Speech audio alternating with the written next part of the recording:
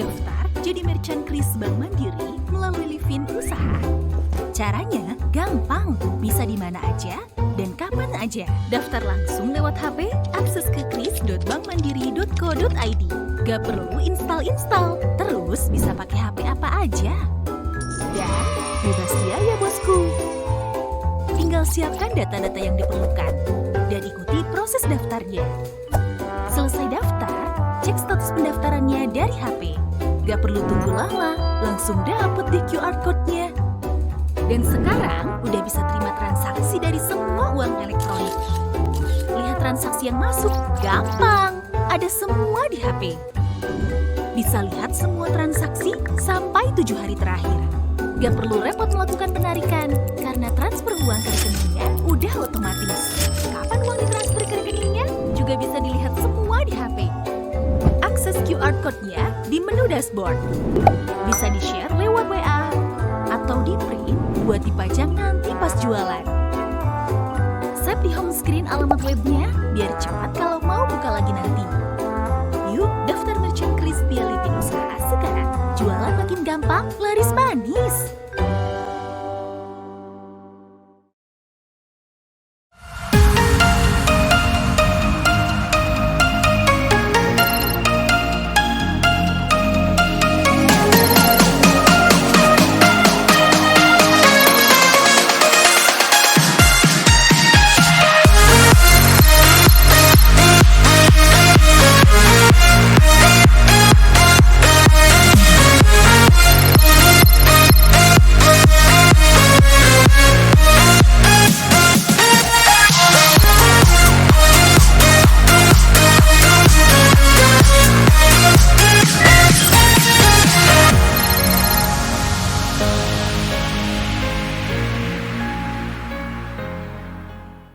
Good morning, ladies and gentlemen.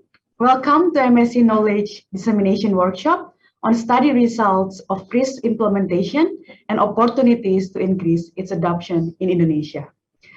This workshop today is hosted and organized by Microsoft Consulting, or MSc, in collaboration with QRIS and Associate Strategic Communications Consultant. This event is supported by the Bill and Melinda Gates Foundation. The workshop aims to provide key findings, insights, and recommendations based on MSc's study result, as it conducted a first-of-its-kind study. With guidance from Bank Indonesia and the Indonesian Payment System Associations, or ASPI, this study assesses QRIS implementations across Indonesia and its contribution to meeting the financial inclusion objective for small and micro merchants. We welcome and thank everyone for attending our webinar today. On this very occasion, allow me to welcome firstly the keynote speakers, Ibu Fitria Irmi Triswati, Director of Payment System Policy Department at Bank Indonesia, and Ibu Grace Retnowati, Country Director of MSc Indonesia.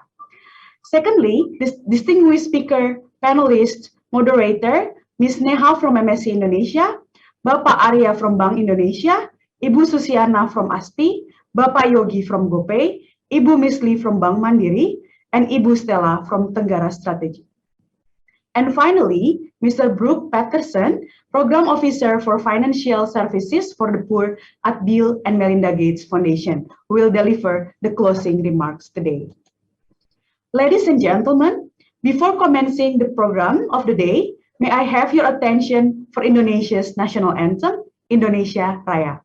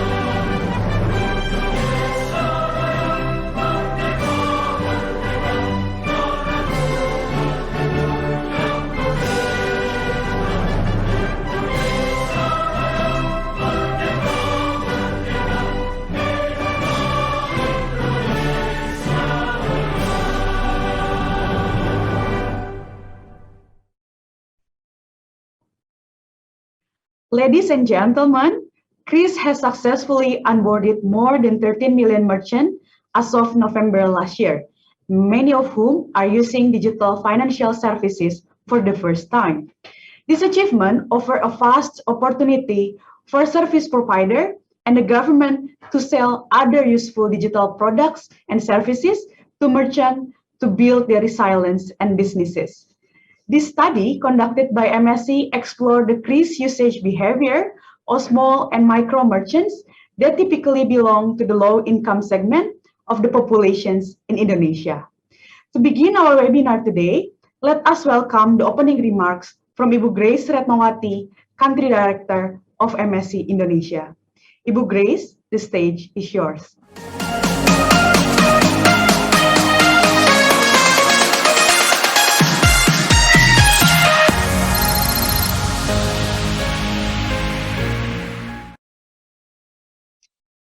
Thanks, Ira.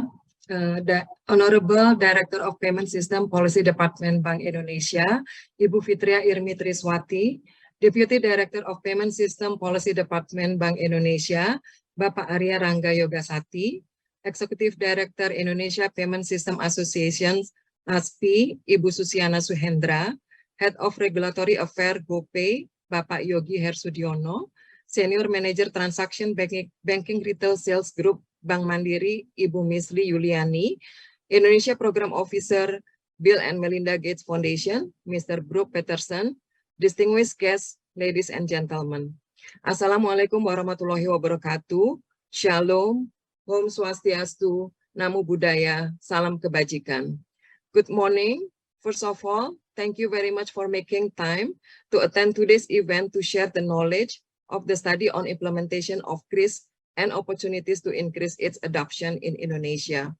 The result of the study that we are going to share today is an output of the survey that was conducted by MSC to assess the usage pattern of the digital financial services, particularly QRIS, among micro and small merchants in Indonesia. The study objective is to provide reliable information and possible opportunities to increase uptake of QRIS by merchants. We are grateful to the many who have contributed to this study, and some of them are present here in this webinar. We would like to thank Bank Indonesia and the Asosiasi Sistem Pembayaran Indonesia for their support in facilitating the study by providing input and comments on the design of the study as well as the draft report. We also would like to thank the service provider, both fintech and banks, who participated in the study for their invaluable insight. We also thanks to our partner Mitra Market Research for facilitating the quantitative survey and data collections of merchant and customers. And finally, we thank all the merchant and customer who participated in this research and for sharing their valuable experiences and insight with us. We sincerely hope that the study finding will interest all of you and useful for many stakeholders to make informed decisions and necessarily action. In this occasion, on behalf of the MSG, allow me to extend our gratitude to Bill and Melinda Gates Foundations for their continued support to our work in supporting the government of Indonesia to accelerate the financial inclusion in Indonesia. Finally, I'm looking forward for a fruitful discussion from this seminar with all of you, and I hope that you will enjoy the rest of the day. Once again, thank you and have a blessed morning. Thank you very much, Ibu Grace. Moving on to the next agenda, the keynote speech from Bank Indonesia will be delivered by Ibu Fitria Irmi Triswati, Director of Payment System Policy Department at Bank Indonesia. Ibu Fitria joined Bank Indonesia in 1998, where she nurtured her career most in the area of monetary and reserve management. In 2020, she joined Payment System Policy Department, where she serves now as the Director. Ladies and gentlemen, we now invite Ibu Fitria to deliver her keynote speech.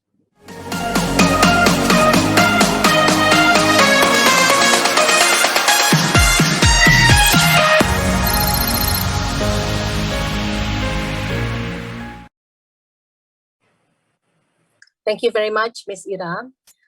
Distinguished guests, a very good morning. Let me greet Ibu Grace Retnawati, Director of the MSc Indonesia, and then Ms. Niha Sampath,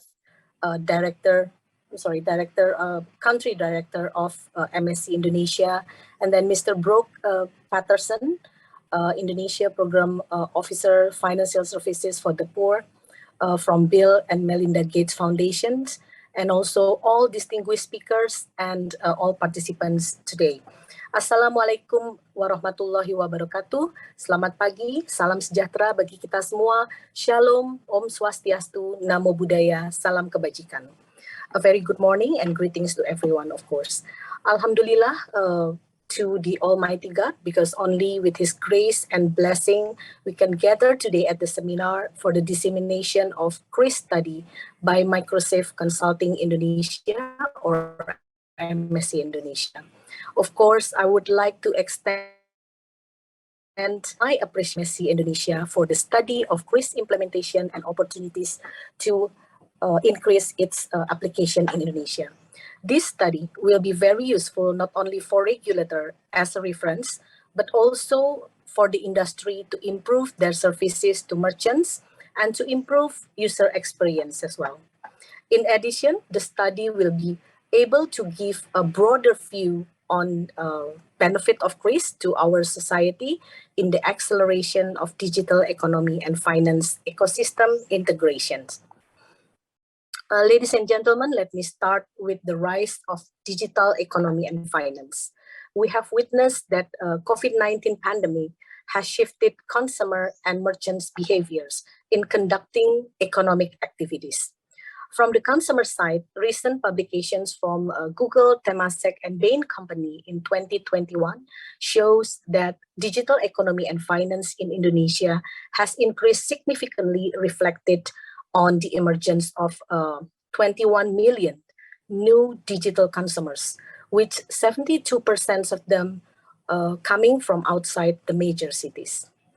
And similarly, merchants also tend to go digital in accessing financial services. Almost all of them, 98% of merchants surveyed in the publication, have already utilized digital payment. And almost 60% of them have already utilized digital financings. Merchants who have shifted to digital channel or platform tend to maintain or even increase their use of digital financial services such as payment, fund transfer, insurance, and financing. And this shows that digital activities in the ecosystem has become common behavior. However, financial inclusion remains a challenge and becomes a critical issue in many countries. A number of government initiatives and issues on financial inclusion in the international fora have been addressed, including in the G20, where accelerating financial inclusion for MSMEs becomes one of the priorities. And currently, the level of financial inclusion in Indonesia is progressing, but there is still a lot of room for improvement. The National Survey on Financial Inclusion 2021, conducted by Bank Indonesia and the Secretariat of National Financial Inclusion Council, shows accounts ownership recorded at 65%, and the use of financial assistance products recorded at around 80%. Here we can say that digital payment innovations are potential tools to elevate financial inclusion in Indonesia, particularly for MSME. Distinguished participants, digital payments have proven to be a solution amidst mobility restrictions during the pandemic. Its acceptance shows significant growth, particularly on the digital payment instruments and channel using QRIS, digital banking, and electronic money. And the use of QRIS as digital payment channel continues to grow by 1.5 times year on year in July 2022. Digital banking and electronic money also continue to grow, both at around 50% year on year and 25% year on year respectively.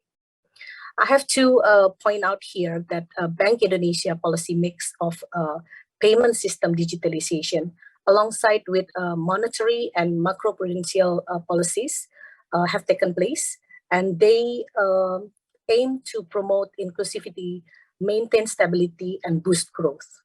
The payment system policy in this regard is conducted in 3 key strategies to achieve fast, easy, efficient, safe, and robust payment system.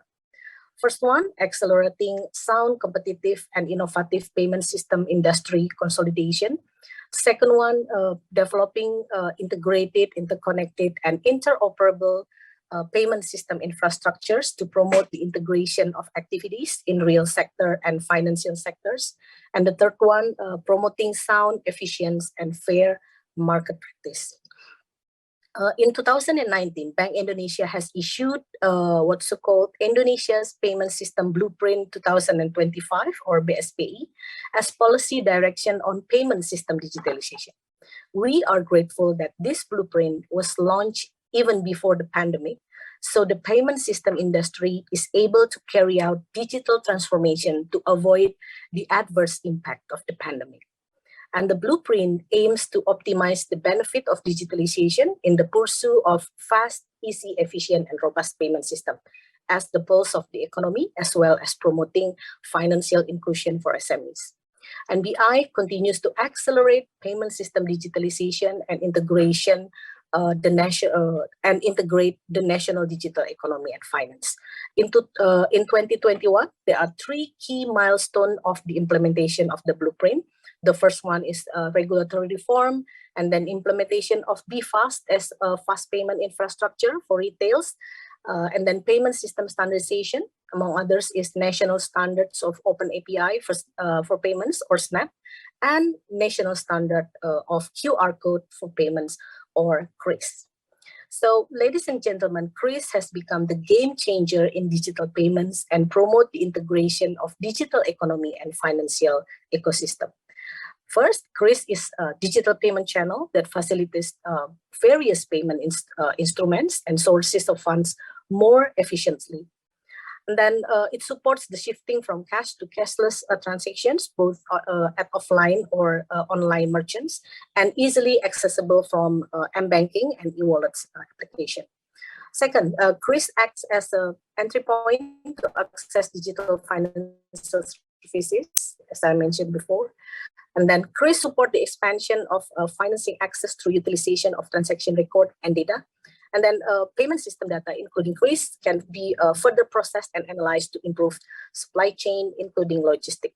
And this can be a tool for merchants to develop a more efficient supply chain ecosystem based on transaction history and reducing cost. So QRIS transaction show significant amount in the midst of the pandemic.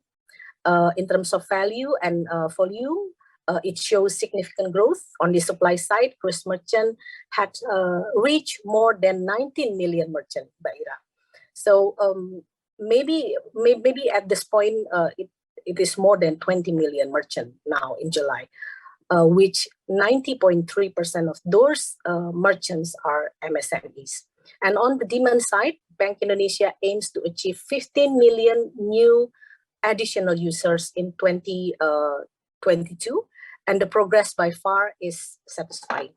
The accomplishment is supported by QRIS ecosystem, which have interconnection among 81 payment service providers and 4 payment system infrastructure providers. Ladies and gentlemen, the study conducted by the MSC, if I may enter now, shows that QRIS has been accepted by urban and rural society with positive responses. And the level of awareness on using QRIS is high.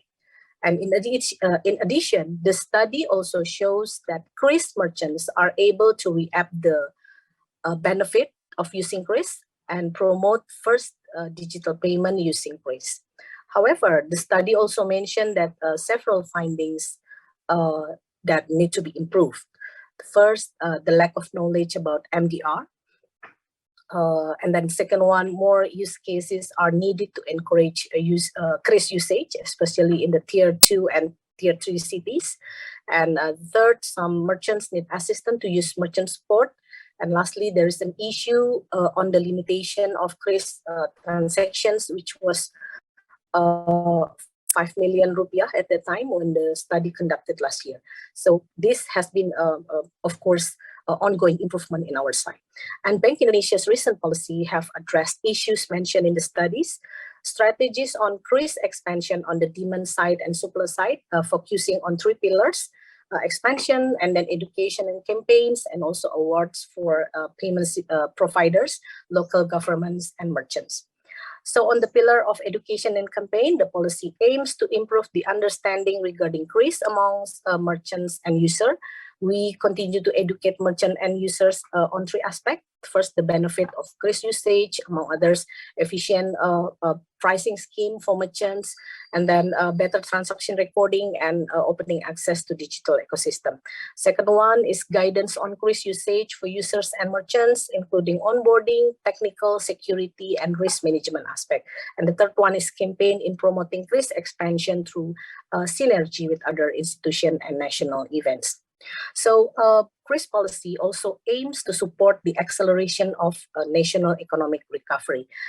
First one, Bank Indonesia has adjusted QRIS transaction limit from 5 million rupiah to 10 million rupiah per transactions in order to expand QRIS use and acceptance. And second one, Bank Indonesia continue to maintain an efficient MDR for QRIS transaction. As a matter of fact, MDR for micro merchants is set at 0%. That applies until December 2022. And the third one, Bank Indonesia, alongside with the industry, continue to develop QRIS features and also business models. So, distinguished participants, that brings us to the end of my speech. And then let me close this speech to our pantun, or traditional style poetry. So QRIS for quick response, efficient, secure, and reliable payment system innovation, a game changer for acceleration, digital economic, and financial inclusion.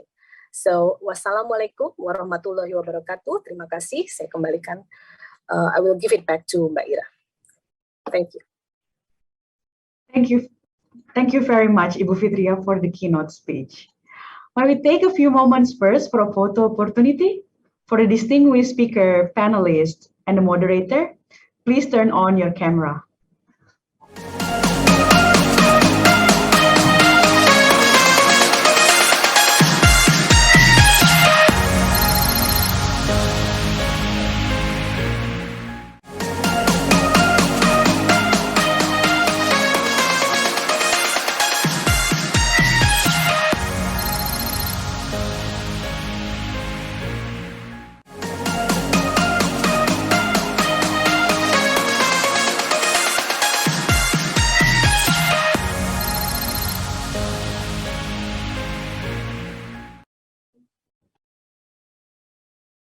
Honorable speakers, allow me to lead the photo session.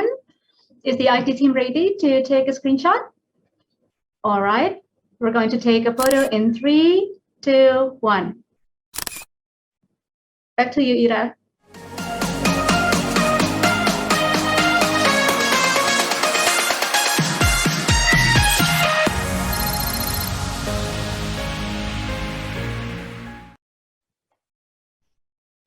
Now we will move on to the presentations of study findings, insights, and recommendations of QRIS implementations and opportunities to increase its adoption in Indonesia. The presentation will be delivered by Ms. Neha Sampat, Manager at MSI Indonesia. On this occasion, we would like to thank Bank Indonesia and the Indonesian Payment System Associations, or ASPI, for the continuous guidance to enrich the study. Your thoughts and feedbacks are very much appreciated. Allow me to invite Ms. Neha. The stage is yours.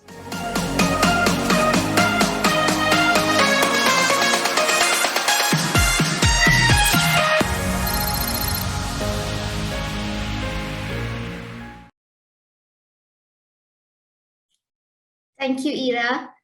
Once again, welcome everybody to today's webinar. I'm incredibly happy to be a part of this and sharing the insights from the study that we conducted. I'm going to quickly share some slides.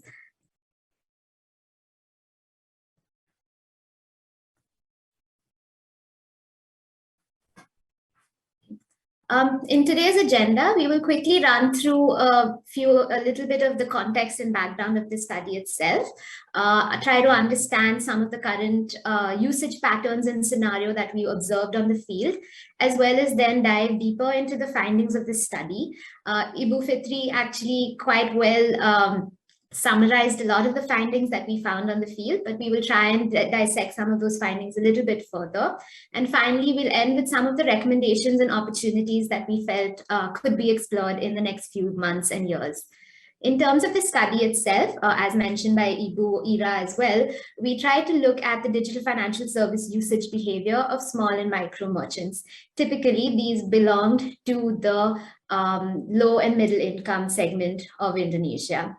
The main objective of our research was to understand if QRIS could be promoted as a low-cost alternative for merchants. This would allow them to be a part of the digital ecosystem and then conduct other financial services as well. In terms of the research area, we tried to understand their awareness levels, the willingness to try QRIS as well as other digital financial services. We also tried to look at the readiness of merchants in terms of their infrastructure and capabilities. And then the study also looked at the customer and demand side. Some of the merchants that we did speak to were belonging to the micro segment. So the micro and small segment as characterized by the by law number 20 on micro, small and medium enterprises. The study also looked at other stakeholders. Both BI and ASPI were guiding us through a lot of the research that we did. We also looked at service providers as well as banks and non-banks. We thank them for their participation, and we have a few of them as well today in the panel.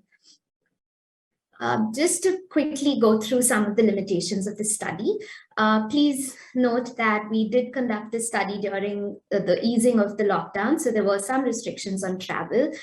Due to that, some of the interviews were conducted online. So we have, of course, tried to provide as much context as possible to avoid any misunderstanding, but just to make sure that most of these were conducted online. In terms of the sampling, we've made every effort to make sure that the sample is representative. We also made sure that most major island groups are covered and the major cities within those island groups are also covered.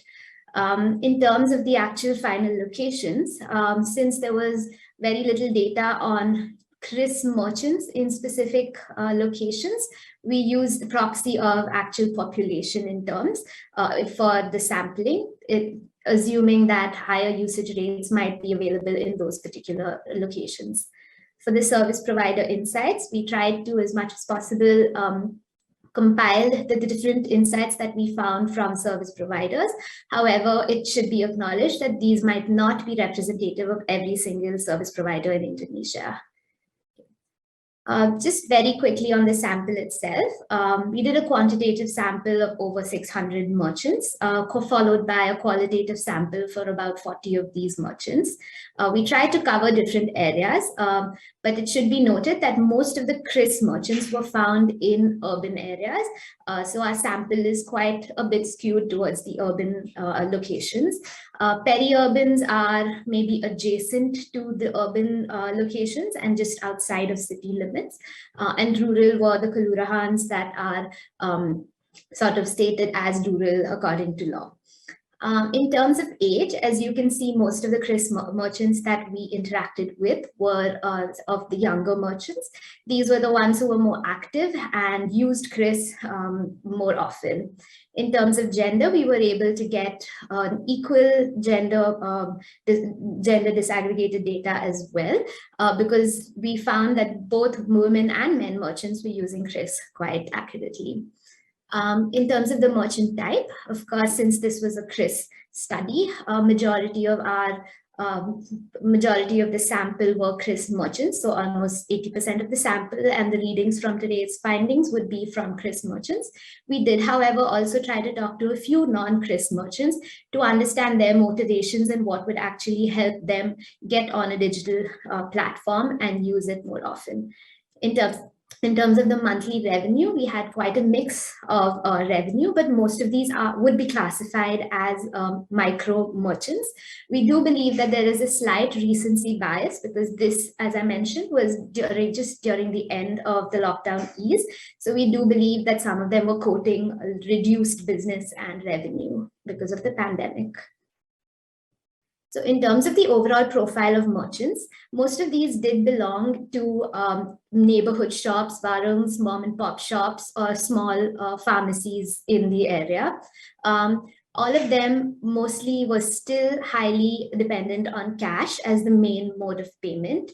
What we found is digital payments actually accounted for less than 15% of transactions, even with QRIS and other options available. However, among the digital financial transactions, QRIS and app-based QR code transactions specifically was the most preferred option. Over 80% of merchants prefer getting payment through QRIS. This again would have been the merchant presented mode of QRIS. In terms of the total transactions a day, we found that it ranged from between 2 to 13, depending on the location of the merchant. Some in more city centers and urban locations did receive more than 20 to 30 transactions, but this was an average that we tried to assess. In terms of the actual amount or quantum of transfer, specifically for QRIS transactions, we found that it was about 550 to 100K IDR for each transaction. What we found is that QRIS is mostly pushed by the demand from customers. So the first instance is always when a customer would opt for QRIS. Therefore, we asked how many of their customers would actually opt for QRIS as the first point. And what we saw is that for a majority of almost 56% of merchants, there were less than 5% of customers who would opt for QRIS as the first option. So there is a lot of room for improvement, and there's a lot of room and potential for the demand of QRIS from the customer side to improve, because just 1 or 6% of merchants actually had about 50% of customers opting for QRIS on a regular basis. We try to understand a little bit more about the current scenario and the usage patterns that we saw. In terms of the types of merchants that we spoke to, we've tried to classify them based on the transaction level that they showed. Our sample includes 40% of active merchants. So active merchants we have classified as ones who have conducted at least 1 or more transaction per month in the last 3 to 4 months. Occasional merchants are the ones who've conducted maybe one or two transactions in the last 3 months. And dormant merchants are the ones we classified as the ones who are onboarded onto QRIS, possibly had a few interactions with QRIS initially, but have since not done any in the past 3 months. As you can see, the urban, peri-urban, and rural split among these types of merchants is relatively similar for both active and occasional, while dormant merchants are a little bit different. Across all these different usage levels, we found that both male and female agents actually fared similar. So we did go in thinking that maybe female merchants would account for more dormant or occasional, but we found that both male and female are equally active or inactive when it comes to QRIS.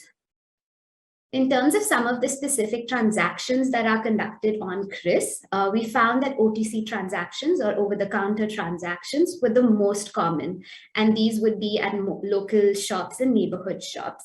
What we've done here is try to plot the potential against the current popularity. The potential considers the number of transactions that are currently possible and what could actually be possible with a better enabling environment and higher demand. It also looks at interest from the service provider side and the likelihood for them to support this, the QRIS use for these transactions, because they might actually be economically beneficial for them as well. On the y-axis, we try to look at the current popularity rates. These are estimated by the study itself and depend very highly on the conveniency of these particular transactions and QRIS for its customers and merchants.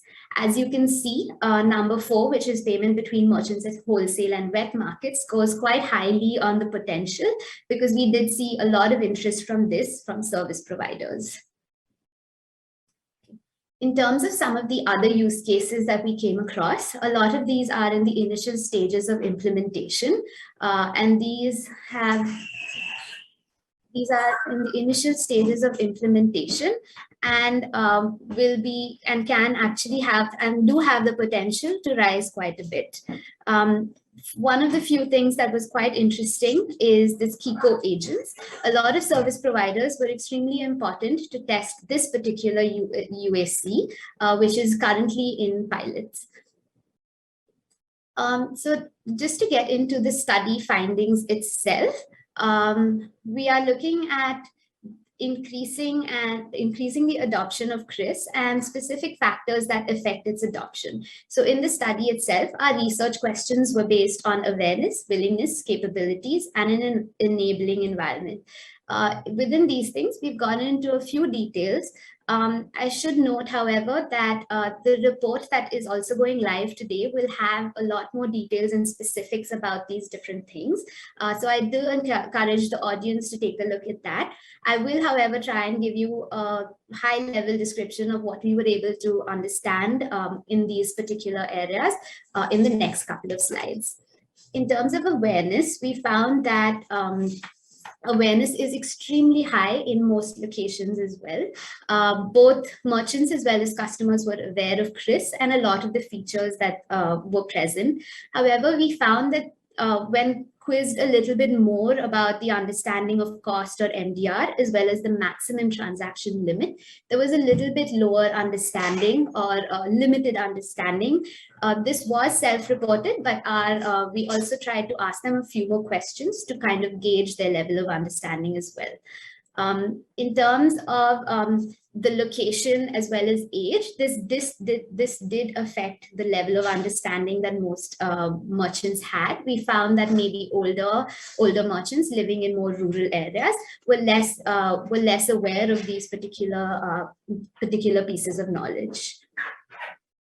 In terms of the registration process, we found that service provider ground staff play a very, very pivotal role in engaging with merchants and also providing them the knowledge and support during the registration and onboarding process. As you can see, most of our merchants, who were 75%, were assisted by service provider staff. The others tried on their own or were requested by a friend or supported by a friend to get onboarded.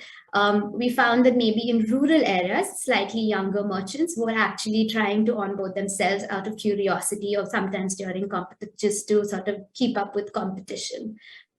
We found that the registration process, the TAT or the turnaround time, was quite different across different service providers. While almost 24% said it happened within a day, a majority of them said it took about 2 to 5 days before they were able to actually start to transact using QRIS or receive money during QRIS.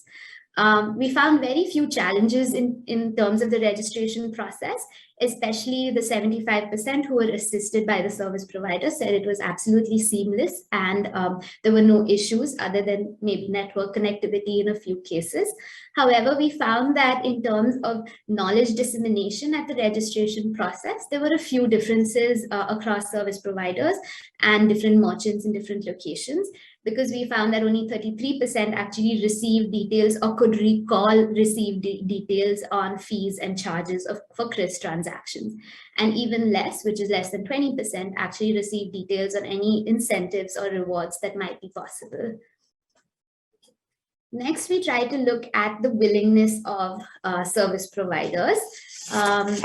we found that the first instance or the decision to try QRIS was always driven by their customer demand, and particularly those in peri-urban or urban do actually were able to understand the benefits of QRIS and how it can provide a safe and convenient payment option.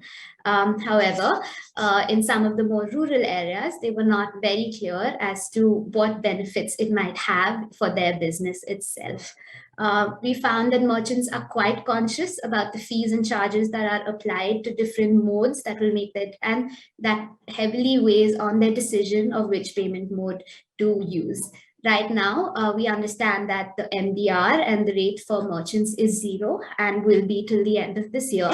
So we believe that that is one of the key things driving QRIS transactions, QRIS transaction rates into a very much into a higher rate as well. On the customer side, we found that willingness to use QRIS was dependent quite a bit on promotions as well as other incentives that were offered, and they use both QRIS as well as service providers are chosen based on these. We also try to look at some of the preferences while using QRIS, looking at the payment mode as well as the other features that are available. In terms of the payment mode, most merchants prefer the merchant presented mode, which would be the physical QR code on their shop. This, of course, was the easiest way and left no room for errors of transferring it to a different or wrong number. And therefore, this was the most preferred mode. In terms of the settlement time, we found that most merchants are quite conscious and aware of settlement times among different service providers, and they all do prefer a quicker SLA. What we found is that some service providers were able to have a quicker SLA and able to settle into the bank accounts within the day, whereas other service providers provided it at a D+1 or D+2. While we acknowledge that this is based on the service provider's internal operations, capabilities, and even sometimes risk protocols, we do want to highlight that this affects the choice of service provider and the mode of payment that a lot of merchants do select. In terms of preference for service providers, like as I mentioned, the merchant does prefer quicker settlement and will choose service providers who are capable of providing that. But they also sometimes influence their customers to choose a service provider that they use in case there are any delays in settlement because of using different service providers. We looked at some of the non-QRIS merchants, trying to understand some of their motivations and what would encourage them to try QRIS. While we found that more than 60% of them are actually interested in becoming a QRIS merchant, only 20% of those merchants were approached by service providers and unfortunately not pursued again and given support to register. So this was one of the key reasons that they did not actually convert to QRIS merchants. So just to highlight, service provider ground staff play an incredibly important role in onboarding, training, and building confidence among merchants to try QRIS as well as continue to use QRIS. In terms of what would actually motivate them and build their need to try QRIS, a lot of them mention that they want to understand the benefits to their business a lot better. They do also need a good understanding about the charges and fees. What we found particularly interesting was that female merchants were a lot more concerned about the registration as well as the benefits to their business, and were more sort of trying to understand how the business can benefit as well as them building their resilience using QRIS, whereas male merchants were more interested in the fees and charges as well. In terms of capability, we tried to look at the digital infrastructure that was available, as well as their digital skills and capabilities in order to use QRIS and other digital financial services. So what we found was 99% of merchants had access to a smartphone as well as reliable internet. But please note that these are merchants who, a majority of these merchants are in urban locations, and therefore network was a lot more easily available. And majority of merchants were also therefore comfortable using their smartphones. We found that merchants were capable of using their smartphones both professionally as well as personally. Personally, different apps like for communication, social media, and entertainment were common use cases. In terms of business, we found that there was a huge number, almost 63%, who are receiving payments from customers. Again, back to Ibu Fitri's point, this has been made possible for the first time for many merchants. What we found was before the launch of QRIS, as little as 800K merchants were able to provide digital financial services and required an EDC machine and a little bit of money and reserves to be able to provide digital financial services. However, since the implementation of QRIS, as mentioned, close to 19 million merchants have been able to provide this, and this is an incredible task. In terms of grievance redressal, we found that merchants were actually aware of different grievance resolution channels. However, most of them did prefer to either call directly the service provider staff that helped them get onboarded or WhatsApp them as well. They believe that the personal connection that they made with the particular service provider staff would help them solve their issues more directly. Very few of them were unaware, almost 20% were unaware, but the others were also aware of some form of formal grievance redressal channels. In terms of an enabling environment, as I previously mentioned, that the key driver for QRIS adoption was the demand from the customer side itself. And for customers, the most common way, the most preferred method for payment is still cash, where 88% of customers did say that their first preference would be cash. However, what we see is the second preference for over 70% of customers has very quickly become QRIS compared to a lot of the other DFS channels. So they do recognize that this is an incredibly easy way to make payments, especially when they don't have cash available. However, for merchants, a lot of their upstream payments and payments to suppliers and wholesalers are still conducted in cash. So going 100% digital or even majority of their money being digital would be a little difficult and not feasible unless the upstream payments were also converted or were also conducted within the digital ecosystem. And finally, we did ask a little bit around the effects of the lockdown itself on their business. Overall, more than 50% of merchants did see a decrease in the use of QRIS, but this is also due to the decrease of the overall customer footfall as well. What we found promising was that a lot of their adoption strategies to remain resilient throughout the lockdown included actually adopting new digital payment modes such as QRIS or actually promoting online sales. So most of these merchants have embraced the digital ecosystem and are trying and experimenting different ways to operate within them. And finally, we have a few recommendations and opportunities, but I should note that since the start of this study and where we shared our initial results with both PI and ASPI, a lot of these have already been acted upon, as Ibu Fitri already mentioned. So both the transaction limit increase as well as the MDR have already been acted upon by regulators. But a few of the other improvements, all minor, of course, I'll quickly go through. In terms of awareness, we found that it is imperative to share awareness as well as correct information in more frequently to merchants. We found that push notifications on the app itself, IVR calls or emails might be good channels. A lot of merchants did appreciate the emails coming from service providers about regular incentives and promotions, and they thought this was extremely helpful. From the regulator side, I do know that there are more efforts right now for public campaigns, but this would of course help develop customer side demand as well and offer more opportunities to build demand for merchants across Indonesia and not just in urban locations. So tier 2 and tier 3 cities, there is still a lot of potential to develop the demand in those areas. We also feel some soup tech solutions would be helpful to ensure that there is no fraud and that merchants who are using this for the very first time are actually being included more responsibly. In terms of support, we believe that, as I mentioned a few times, service providers play an incredibly important role in onboarding, training, as well as building confidence in merchants to use QRIS and other digital financial services.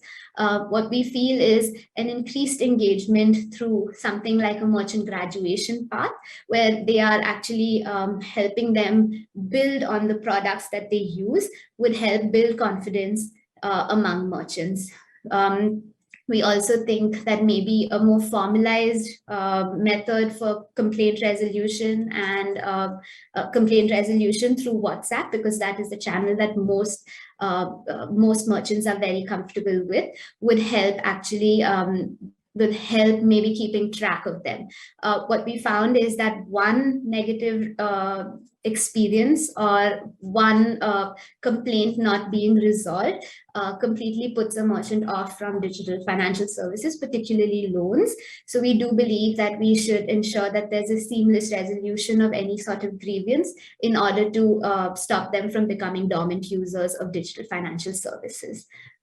In terms of infrastructure, just so that interoperability can still be one of the key reasons for using QRIS, the infrastructure at the back end should be instant and the settlement should be instant, so that even if the acquirer and the issuer are different entities, there is no delay, and this would not influence merchants from trying to influence their customers from using a particular service provider.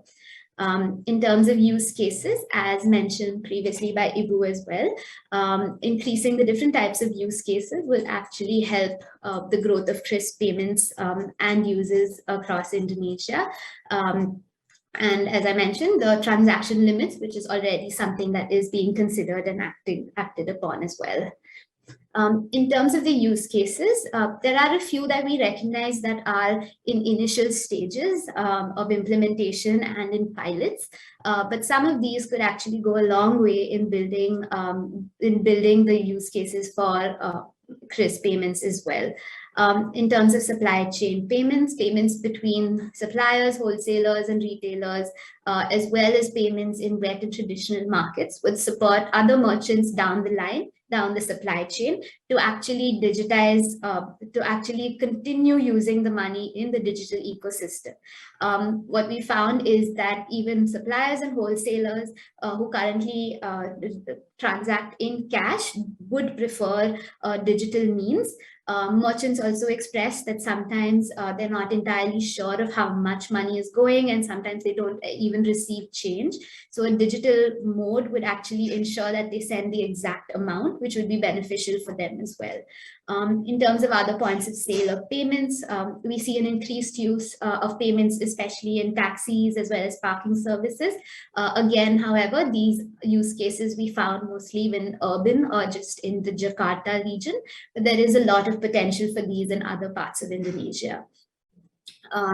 We also think that some payments of taxes and retribution by citizens could also be something that QRIS can be used for as well. And finally, as the main sort of focus of this particular the webinar is to sort of understand what the use cases and how the use by merchants is happening. We feel that this has been an incredible step into financially including them and providing them a very basic access to digital financial services. So a lot of informal merchants are now finally able to provide digital financial services. We believe that this is an incredible opportunity for service providers and the government to encourage the use of other cross-selling and upselling of other products that might be useful and beneficial to merchants. Some of the products that we think might be useful are credit lines and loans, using alternative credit rating techniques, looking at other data points. So typically these might be merchants who might not be eligible for loans in banks, and using QRIS transaction records and other sort of the social data, we could actually try and see if the merchant has the credit worthiness or has the ability to pay for buy now and pay later transactions. A lot of merchants now have slowly become aware of the advantages of digitization and the opportunities it could have to expand their business.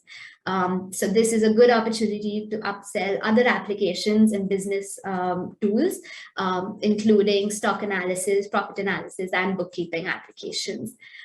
What we heard from a lot of merchants was that most of the QRIS transactions, since they settle into the merchant's bank account, it makes it a little harder to access as compared to cash that they might have on hand. So a lot of them are treating this amount as a piggy bank. So there is a lot of potential to actually use this money to provide other savings and investment products that might directly access these funds. So the research for many of these merchants shows that so the research shows that this was the first experience for many merchants using DFS. This has now opened the door for many of them to reap the benefits of digitization, and we hope that they are now included more responsibly into the digital ecosystem where they can grow and build their resilience. I will end the presentation now. Thank you so much for your time and attention. As I mentioned before, this presentation was just the main highlights from our report, which has been published today.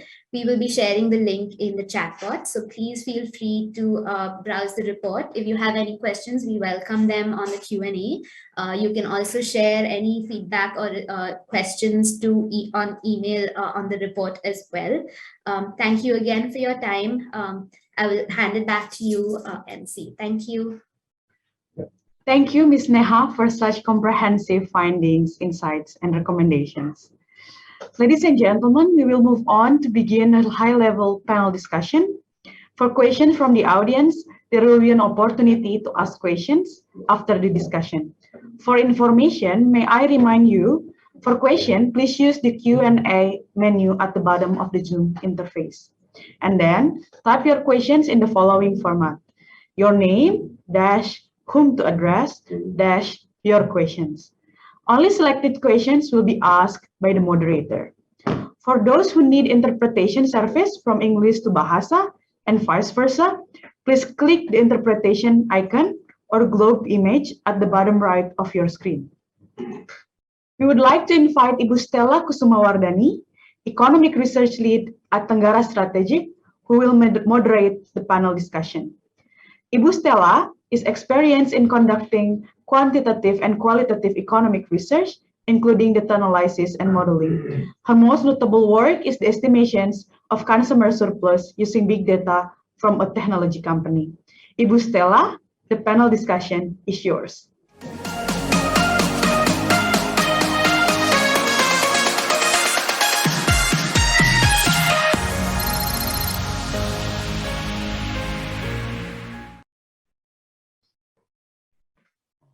Thank you very much, Ira, for the generous introduction.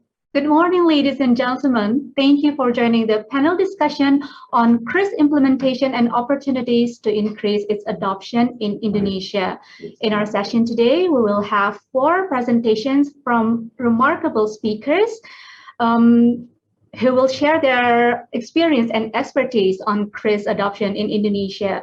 Our presenters are, the first one is Mr. Arya Rongga Yogasati, the Deputy Director of Payment System Policy Department at Bank Indonesia. The second one is Ms. Susiana Hendra, the Executive Director of Indonesian Payment System Association, or ASPI. The third one is Mr. Yogi Harsudiono, the Head of Regulatory Affairs at GoPay Indonesia, and Ms. Misli Juliani, the Senior Manager of Transaction Banking Retail Sales Group at Bank Mandiri.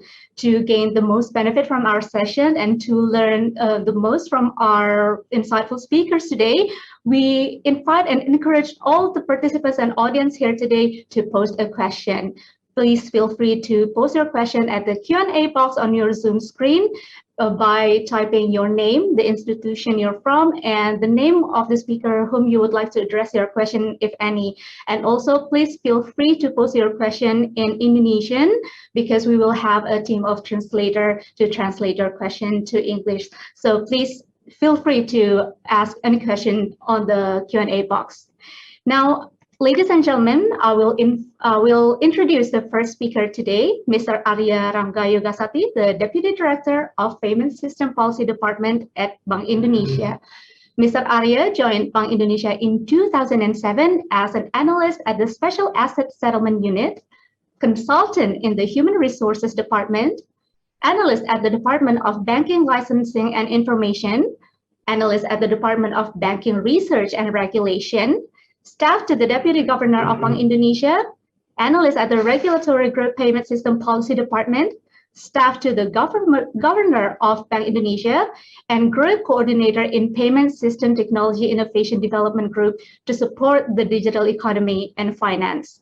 Mr. Arya earned his bachelor's degree in law from University of Indonesia, then continued his study at the Northwestern University Law School in Chicago, the United States of America, and received his master's degree in laws.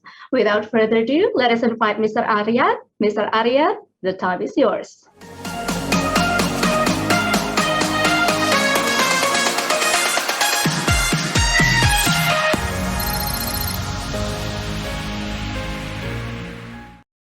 Thank you, Bu Stella, Honorable Ibu Fitri, Ibu Grace Ratnawati, Miss Neha, Mr. Brooke Patterson, all panelists, Bu Susi, Pak Yogi, Bu Misli, distinguished participants, very good morning and greetings to everyone. First of all, thank you for having me in this panel discussion. I would like to thank MSC for conducting the study on the implementation and QRIS adoption, particularly among small and micro merchants in Indonesia. And as Bu Fitri has mentioned earlier, that the findings from the study will be greatly beneficial for policy making and also monitoring on the implementation of QRIS expansion in Indonesia. So allow me to begin my presentation on navigating QRIS for digital economic and financial inclusion. On the next slide. Participants, QRIS can be utilized as the entry point of a digital economy and finance ecosystem for MSMEs.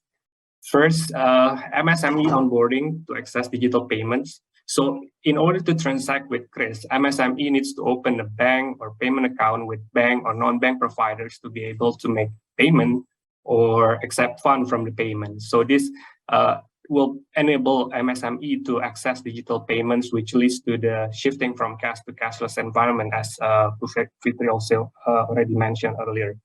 And second, QRIS also boosts transactions at merchants and increase profitability. QRIS will be able to provide merchants an alternative payment method to its customers, and therefore improving customer base of the merchants. And QRIS also facilitates online and offline transactions using various instruments and sources of funds. This eventually will increase transactions at merchants and boost its profits. And third one is QRIS will also unlock access to a broader range of digital financial services. QRIS users are able to access other digital financial services such as financing or investment by utilizing their payment application or payment accounts. In addition, QRIS transactions are also recorded electronically in the bank or non-bank provider applications. This will able to transaction history can be utilized as a tool to form a credit profile for users, so they can be eligible for financing from the financial service providers. So all that reasons will make QRIS as an entry point to digital commerce and finance ecosystems such as e-commerce, social commerce, quick commerce, live commerce, as well as other digital financial services. And this will further assist the efforts in the pursuit of digital economic and financial integration. And strong synergy with relevant stakeholders is a prerequisite for enhanced digital payment ecosystem. Bank Indonesia work very closely with Bu Susi and ASPI, Pak Yogi, Bu Misli, presentation from the payment service providers. And this also will improve the, we also try to continue to develop the interconnection, interoperability among the players, and improve to scale up the scope of QRIS, and as well as the digital payment literacy also should be priority for all stakeholders. Next slide. QRIS has become the game changer in digital payments. We also hear a lot about this. As I mentioned earlier, QRIS also enables offline merchants to shift from cash to cashless transactions by facilitating payments using various instruments or sources of funds. QRIS is also integrated with existing payment application that offers convenience to users in conducting payment transactions. And we shows on this slide, we know that the QRIS transaction also shows significant growth. In June 2022, the transaction value has amounted to 8.6 trillion rupiah, or grew by 333% year-on-year.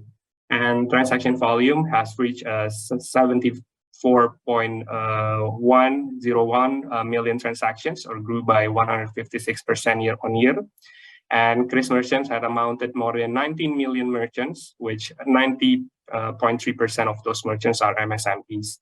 And this is very satisfying. So this year, Bank Indonesia policy on QRIS expansions focuses on the demand side or user expansions, but without neglecting the supply side, of course. So last year, we already focused on the supply side for merchant expansion. We targeted 12 million merchants in 2021. Alhamdulillah, we managed to reach 12 million merchants in November 2021. And by the end of 2021, total QRIS merchants had amounted more than 14 million merchants. So this year in 2022, we are focusing on the demand side to achieve 15 million additional new QRIS users. New additional QRIS users so far in 2022 had reached more than 9 million, bringing the total QRIS users to more than 20 million users. And this also supported by the improved interconnection and interoperability among the payment service providers and also the payment system infrastructures operators. So let me move on to the strategies. So strategies on QRIS expansions on the demand side and supply side, focusing on 3 pillars, as Bu Fitri also already mentioned. First pillar is expansions. I will try to elaborate more on this on each of these pillars. These pillars include the implementation of 250 traditional markets and malls, Siap QRIS. So we work closely with Ministry of Trade to initiate this program to digitalize the traditional markets and also mall.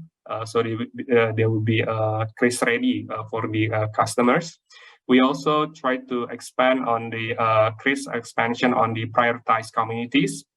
And also we try to develop QRIS adoption in tourist destinations, and also encouraging providers to offer loyalty rewards to engage with new QRIS users. And also we look into the enhancement of digital infrastructure, especially in the remote areas, in collaboration with Ministry of Communication and Informatics. And so we ask our rep office in the region to map those locations that lack of digital infrastructure or like network or internet, and we coordinate with the ministries to provide the enhancement in the digital infrastructure. And second pillar is education and campaigns. Activities include enhancing the synergy between QRIS and national events. Such as like G20 events last week. We also synergize with the government and also industry. And finalizing also the communication guidelines which will be used by payment service providers to educate merchants and users. And third pillar is award for payment providers, local governments, and merchants. This pillar is also our appreciation to stakeholders who support the expansion of QRIS adoption.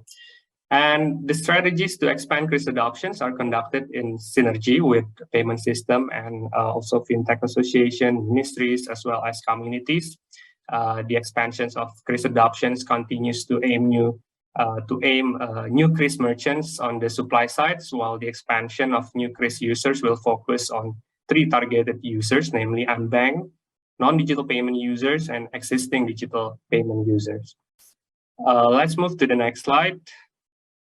So QRIS policy also aims to support the acceleration of national economic recovery. So Bank Indonesia had adjusted QRIS transaction limit from 5 million to 10 million per transactions. This policy aims to accommodate larger value transaction use cases and government transactions, but taking into account risk management fulfilled by the payment service providers. So one of the findings in the study shows that transaction value limit might be one of the barriers to expand use cases available for QRIS users.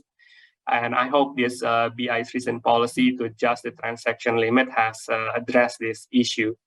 And second one, 0% MDR policy for micro merchants also extended until December 2022. This policy shows Bank Indonesia's commitment to support the empowerment of micro businesses in dealing with the impact of the pandemic. And this policy also aims to attract more micro merchants to use QRIS as their digital payment channel to boost the inclusion. And third one, Bank Indonesia, alongside with the industry, continue to develop QRIS features, including QRIS without presence. So if you already know the merchants, you can just text the merchants to send the QRIS, and you can scan QRIS from your payment application, so you don't have to meet face-to-face with the merchants. We also developed cross-border QR and QRIS transfer, withdraw and deposits, and both are currently facilitated at our sandbox, supported with the Bliss platform to improve the digital literacy. And as for the cross-border QR, we are now in piloting phase with Thailand and Malaysia. The piloting shows positive progress, and hopefully we can move to implementation phase very soon, especially with Thailand. And next slide. So in line with this study, we also expand QRIS use cases to support the acceleration and expansion of regional digitalization. Ms. Neha also mentioned the opportunities how to expand QRIS usage, among others like transportation, government transactions, and also government programs. So this is what we've been doing right now. QRIS also has been supporting digitalization of social assistance, local government transactions, and also transportation sectors. We support digitalization of social assistance with QRIS, and hopefully we can conduct more comprehensive piloting in the near future. And QRIS also has been implemented in the business model for government revenue, such as tax and retribution. Currently, QRIS has been used by more than 300 local governments in synergy with the task force of the acceleration and the expansion of regional digitalization, or P2DD. QRIS also facilitates transportation sector for tickets purchasing, such as trains, buses, and also traditional mode of transport, and also taxis. Moving forward, we also will continue to strengthen synergy with the government, industry, and other stakeholders to accelerate regional digitalizations, to improve the inclusivity of digital economy and financial ecosystem in central and regional. So there are 4 issues that have been addressed by Ms. Neha about the awareness, about the infrastructure, supports, and also use cases. And I hope this BI recent policies on QRIS also has addressed those issues. And hopefully we can all work together to expand QRIS adoptions in Indonesia in the future. So I will end my presentation here and return the session to Bu Stella. Thank you very much. Thank you very much, Mr. Arya, for the insightful presentation and for keeping the time. If there is one thing that I would like to highlight from Mr. Arya's presentation is that synergy is very important, not only in increasing the adoption of QRIS, but also to make sure that the people can benefit the best way and for most uses possible, such as for social assistance, tax payment, to facilitate transactions. And this needs synergy not only from the different ministries in the government, but also with the private sector. Thank you very much, Mr. Arya, for sharing such wonderful insights. Now, let us move on to the second presentation. Our second speaker is Ms. Susiana Suhendra, the Executive Director of the Indonesian Payment System Association, or ASPI. Ms. Susi handles operational activities and activities related to payment system infrastructure. Ms. Susi has an extensive experience in banking. During her career at HSBC, she served as the Senior Vice President and the Head of Securities Services. Prior to that, she also headed the Financial Institution Group Division and served as a Commissioner at PT Kusodian Sentral Efek Indonesia, or KSEI. We're very happy and delighted to hear Ms. Susiana. So without further ado, let's invite Ms. Susi to the screen. Ms. Susi, the time is yours. Thank you very much for the introduction. Okay. Assalamualaikum warahmatullahi wabarakatuh. Yang kami hormati Ibu Fitria, Direktur Payment System Policy Bank Indonesia, Bapak Rangga, Deputy Director of Payment System Policy Bank Indonesia, Ibu Grace Retnawati, Country Director of MicroSafe Consulting, distinguished panelists, Bapak Yogi, Ibu Misli, ladies and gentlemen, salam sehat selalu, peace be upon us. A very good morning to you all. First of all, I would like to thank the organizing committee, MicroSafe Consulting, for the opportunity given to ASPI to participate on this great event. This morning, I shall share with you of what QRIS and enabling environment that supports the adoption of QRIS. But first of all, I would like to touch upon briefly on the few things that trigger the writing of the QR code, QRIS. Okay, but I think most of the part, important parts have been covered by Pak Rangga. Pak Rangga, have delivered a very comprehensive presentation. So that leaves me, okay, the easiest part. Okay. I think I just, sorry, is there any presentation slide?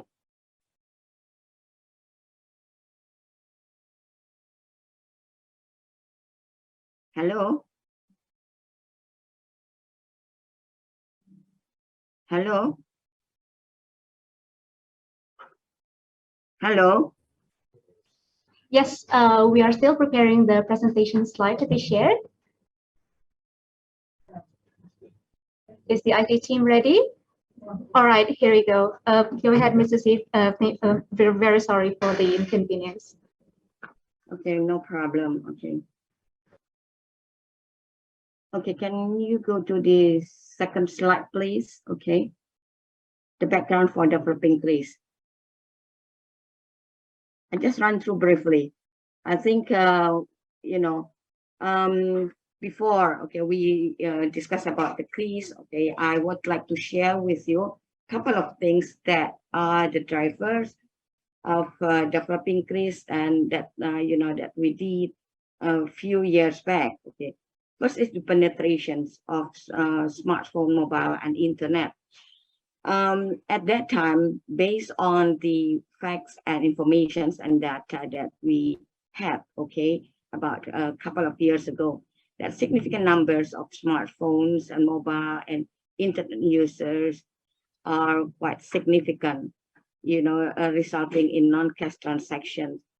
If we look at the number of the populations at that time, that was about 265 million, I think, okay, more than 0.5% of Indonesian population are the users of the mobile and the internet. So obviously, there got a lot of activities, are being done by them through the mobiles, and we see the opportunity for us to develop the payment infrastructure or payment product that will be based on the mobile device. Okay. And the second item that we see is the adoptions of the QR code in various markets. A lot of markets in our neighbor countries, such as India, China, they are both ahead of other markets. Okay, they have already adopted the QR code. Okay, and then followed by Singapore, Malaysia, Thailand, and of course Indonesia to be one. We need to follow suit. Okay, so that's one of the reasons as well we consider of writing and developing the QR code. And the third factor is the proprietary of QR code. At that time, there are about 15 players. Okay, all of them have already developed their own proprietary QR code standard, which obviously creating a fragmentation of ecosystem, as the individual scheme does not implement the based on the interoperable and interconnected scheme. It's working on the closed loop environment. So again, the more we wait, I think, the more bring damage to the industry. So that is one of the strong reason why we have to, develop the standard for QR code. Okay. And of course, last but not least is the support for non-cash transaction. We are, of course, having a target for the less cash society for, up to a certain or a year. Okay. Then we feel that the standard QRIS, okay, which will digitalize, okay, many of the transactions in Indonesia, will help to reduce the floating of cash money in the industry.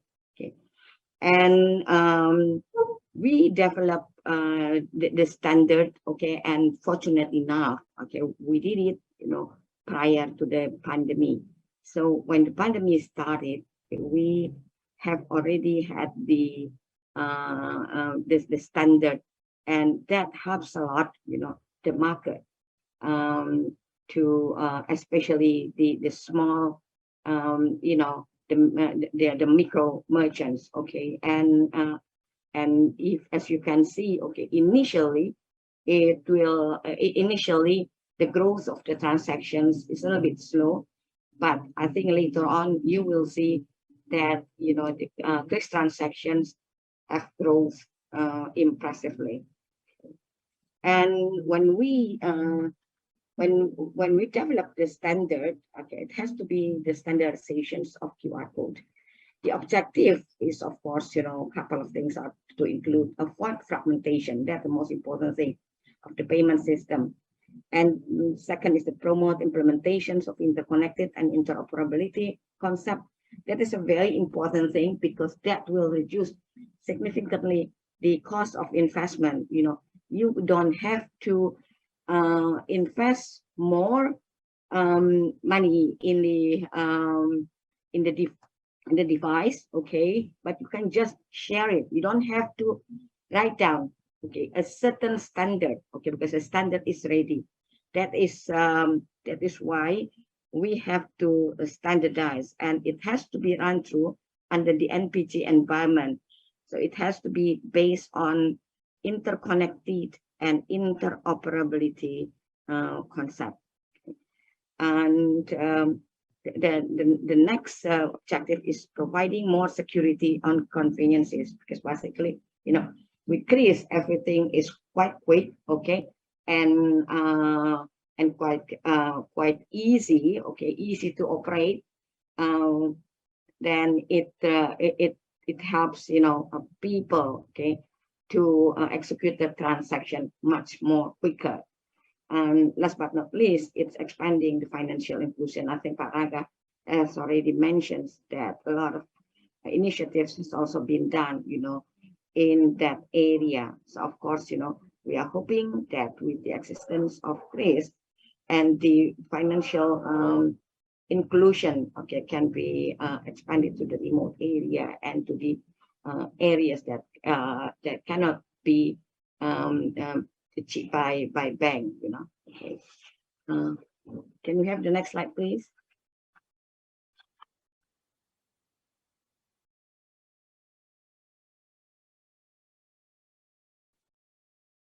Okay. I think for a lot of people, because QRIS has been standard QR code has been in existence for more than 2 years. I think for a lot of people, this is something they have been dealing with for quite some time. Okay, but I think for those who do not know, and just as a refresher, I would like again to sort of run through briefly about the QR code Indonesian standard, which is known as QRIS. Okay, QRIS is obviously the national standard, and it has been approved, okay, by Bank Indonesia as the national standard, and it is a single standardized QR code for digital payments. QRIS has been developed by ASPI along with the industry task force, whom are members of ASPI. They are the main players. They are, they have the expertise, and some of them even have already launched the QR code transactions. Okay, so we bring them together. Okay, Syrian. Okay, and put down. Okay, pick up the good things and the bad things. Okay, those that are serve as a good lessons, we put them in. Okay, and those who are not that good, then we can just looking for a replacement or something which is much better. Then we have also the QRIS, okay, has been launched by Bank Indonesia on the 17th of August. That's on Independence Day, and I think Bank Indonesia has already provided, okay, ample time, okay, like a transition period, okay, from August to the end of December for the players, okay, especially for the service providers that have already already offering the services of QRIS. They have to do some adjustment. They have to do some internal adjustment, but for the new issuers, okay, and who have not launched the QR code standards, okay, and providing the services, they have to follow suit. They have to adopt and use the QRIS standards, and it is a compulsory starting from January 2020, and the QRIS, okay, the standard is run through, okay, under the national payment gateway system, which are, of course, interoperable and interconnected framework, and that is something which become the success of QRIS, I think, and because Indonesia is the only market that introduced interoperable and interconnected framework. Indonesia is a very unique market. In other markets, they only have probably 1 or 2 switchers, but Indonesia have 4 switchers. Nonetheless, okay, the 4 switchers, okay, and all the issuers, okay, and acquirers, okay, all the market participants can work hand in hand harmoniously and successfully, adapting the QRIS. Okay. And QRIS, a lot of other markets, I think they have already approached us and also asking about how we do that. Okay, and QRIS has received, award from the international institutions, from the international organizations, and BI, of course, being the recipient of the award.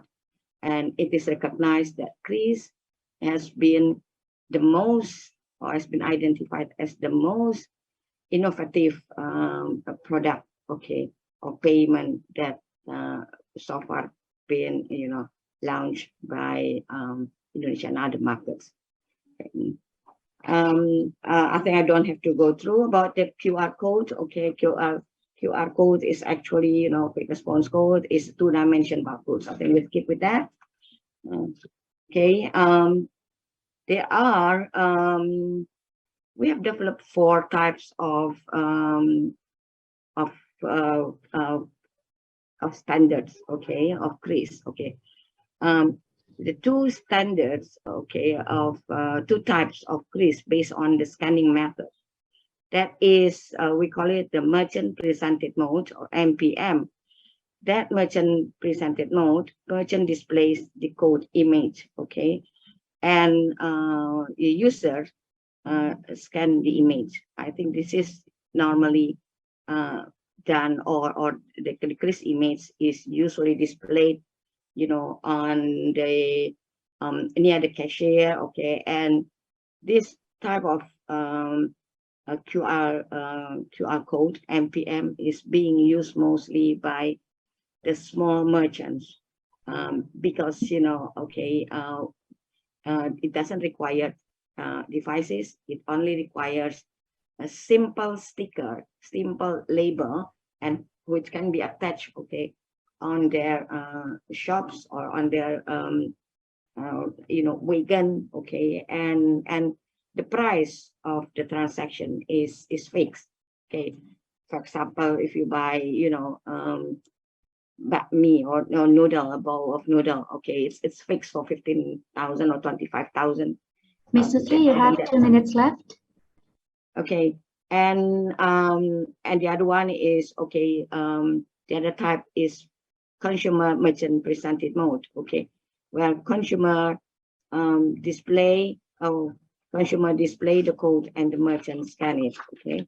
And the next one, type of QRIS based on the QR content, that we have 2 types, which is static QR codes and also dynamic QR codes, okay. Static QR code, again, as I said, it's very simple, okay, just available, okay, using the sticker, and the dynamic, okay, can be made available through the device, a certain device. Next, please. Okay, and the benefits of using QRIS. Okay, for consumers, it is quite easy. You just scan and pay. Okay. QRIS payments are simple, safe, and safe. QRIS, for some people, especially for the millennium, they think this is just a very up-to-date mode of payment. Kekinian, they said, okay, and a lot of people like that, youngsters especially, okay, but the older people, they are too reluctant, okay, to use that. Then this is one of of the area also we have to sort of, okay, do a campaign and try to also promote to the, not only to the youngsters, but to the elder people as well. Okay. Okay. This is the QRIS, okay, also protect customers for unsecured transactions, because QRIS, they feel safe. They feel happy because QRIS is also licensed and supervised by Bank Indonesia. Okay. And another benefits of using QRIS, which in respects of merchants, from merchants' point of view, potential increase of revenue. Okay, because obviously they can see that with QRIS, they can accept more transaction, not only an on-us transaction, only the transactions coming in, okay, from the service provider with whom they have relationship, but also from the other service providers, okay, because of the availability of the interconnected and interoperability features. And it has reduced, of course, cash management costs. So all in all, it brings benefit to the merchants. They don't have to do the calculations, the bookkeeping to horrendously, and it's quite okay. They can save a lot of money, okay, from investment, and also they can prevent fraud from stolen cash. And then we look at the performance of the QRIS. I think just over a period of 2 years, then we can see that as at end of June, the volume of the transactions QRIS went up to 79 million, which is obviously more than five times. Okay, if we compare to the inceptions of QRIS, let's say beginning of 2020. And in terms of volume, in terms of value, okay, the transactions of QRIS reached to 9 trillion rupiah, which is again, a significant increase, which is 9-fold, okay, if we compare to the, end of 2020, okay. The merchants at the moment, I think Ibu Fitri or even Pak Rangga also mentions that 19 million merchants have been recorded. That is as of June. As of now, could probably reach more than that. Okay, and we are working, okay, hand in hand with Bank Indonesia and also with the members of ASPI to have the target set by Bank Indonesia of 50 million users be reached, okay, by the end of the year. That is a little bit, show, okay, the highlights of QRIS performance. And in addition to that, of course, we are there are about 75 users, there providers, service providers that have received license from Bank Indonesia. However, they have also received recommendations from ASPI, and the total is much more. It's about 112. The gap between the license providers and the one that receive recommendation from ASPI is because there is a gap of processing time. I think that's all in all. Okay, we are looking into fantastic performance of QRIS, but that is not all, because going forward there will be more opportunities. Okay, more predictions of the growth of this transaction, but we have to work hand in hand, okay, among the players in the market to make that successful, in being one of the product, okay, digital product that is being again recommended by the government. Okay, and some market research, I think, predict that the growth, okay, the growth of the digital transaction would reach 12.5 trillion US dollars.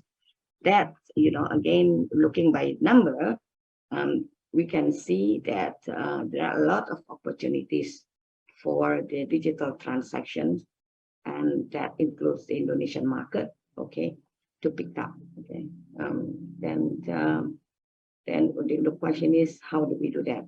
Okay, and last but not least, the last slide. Okay, we come to the last slide. Okay, it's some plans that we have made. Okay, with regard to the development of QRIS. I think we have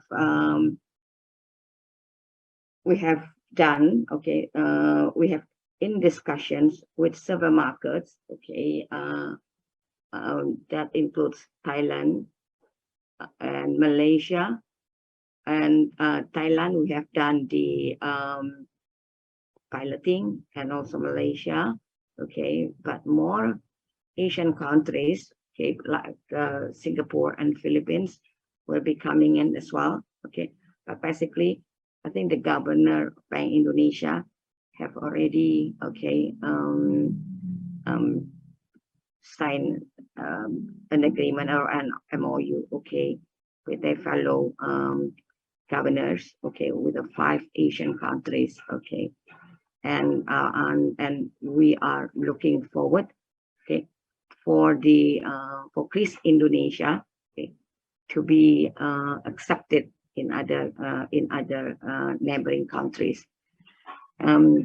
However, we don't stop there. Okay, in addition to the 5 countries, okay, and there are other 2 countries that have also expressed interest to collaborate and to synergize with Indonesia, and they are China and Korea. The discussion is ongoing, okay, and hopefully, you know, if everything is in order, then we'll be able to see that going, you know, live as well in, well, hopefully next year, okay. But they have been very aggressive, okay. Expect to see that happening, okay, in the 3rd quarter of this year. We'll see how it goes, but that is one of the initiatives that will be pursued and proceeded by ASPI, okay, in order to increase the adoption, wider adoptions of QRIS. Okay. And another initiative that is being undertaken by us is the government-related program for QRIS to be used, okay, for in the government programs. I think some discussion is ongoing. That is for the you know, in replacements for the credit card, government credit card, but this discussion is ongoing. But some other government programs, okay, have also been identified, okay, the area that need to be the target for the usage of QRIS and the adoptions of QRIS facilities as well, okay, and also other sector of industry such as transportation. We're also hoping that QRIS will be able to facilitate the transportation transactions, and that will help also strengthening the positions of QRIS. And last but not least, okay, we are also targeting, okay, planning to strengthen, okay, the usage of QRIS for the online and e-commerce transaction. But of course, you know, for all in all, okay, for the programs and for the to achieve all the targets and that we to achieve all the targets, there are some work to be done, okay, and we definitely need you know, cooperations and collaborations and support from the various parties involved. That includes members of ASPI and Bank Indonesia. Then that concludes my brief presentation. Thank you. Thank you very much, Ms. Susi, for your remarkable presentation. From your elaboration, now we all have learned and understand more about QRIS, from how it was founded, how it works, and how it benefits us. And I think it is worth noting that when the pandemic hit Indonesia, the QRIS system was already ready to hit the ground running. I think we should thank the ASPI for being quick in grabbing these opportunities, because of course, as the study found that QRIS has helped in digitalizing a lot of MSMEs, which is of course useful for the economic recovery post-pandemic. So no wonder that QRIS has been awarded with so many awards from the international organizations for being such a innovative payment product. And of course, ASPI doesn't just stop there. The QRIS will have more features and will expand even cross-border. So thank you very much once again, Ms. Susi, for your presentation. Now we are going to move on to the third speaker of our session, Mr. Yogi Harsudiono, the Head of Regulatory Affairs from GoPay Indonesia. Mr. Yogi is an experienced development policy practitioner with 14 years of exposure in various roles in consulting, policymaking, and digital technology. Previously, he served as the acting deputy director, focusing on strategic development planning in the manufacturing or industrial sector, and as the economic policy analyst at the National Development Planning Agency, or Bappenas.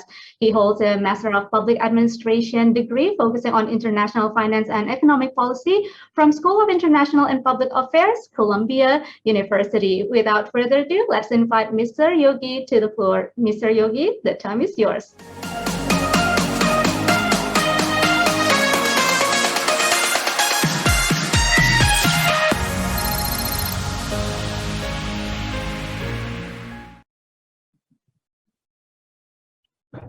Thank you, Stella, for your generous introductions. Good morning, everybody.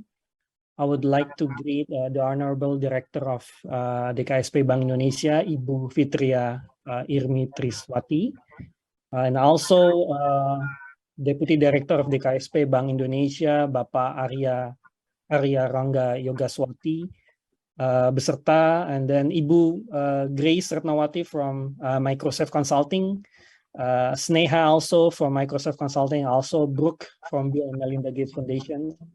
I would like to also to greet my fellow speakers, Ibu Susiana Suendra from ASPI, of which we already hear a lot of her sharings, which are very insightful for all of us. Also, Ibu Misli Juliani from Bank Mandiri. Let me share my screens on how GoPay have a role on QRIS. Okay, I hope you can see my screen now.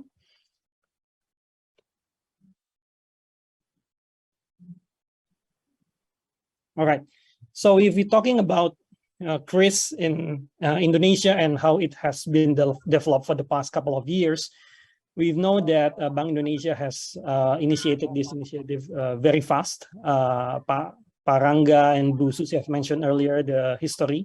There's also Bu Fitria mentioned earlier in the history of QRIS starting in 2019 by the enactment of the regulation of Bank Indonesia, and then all the players started to implement the QRIS in early 2020.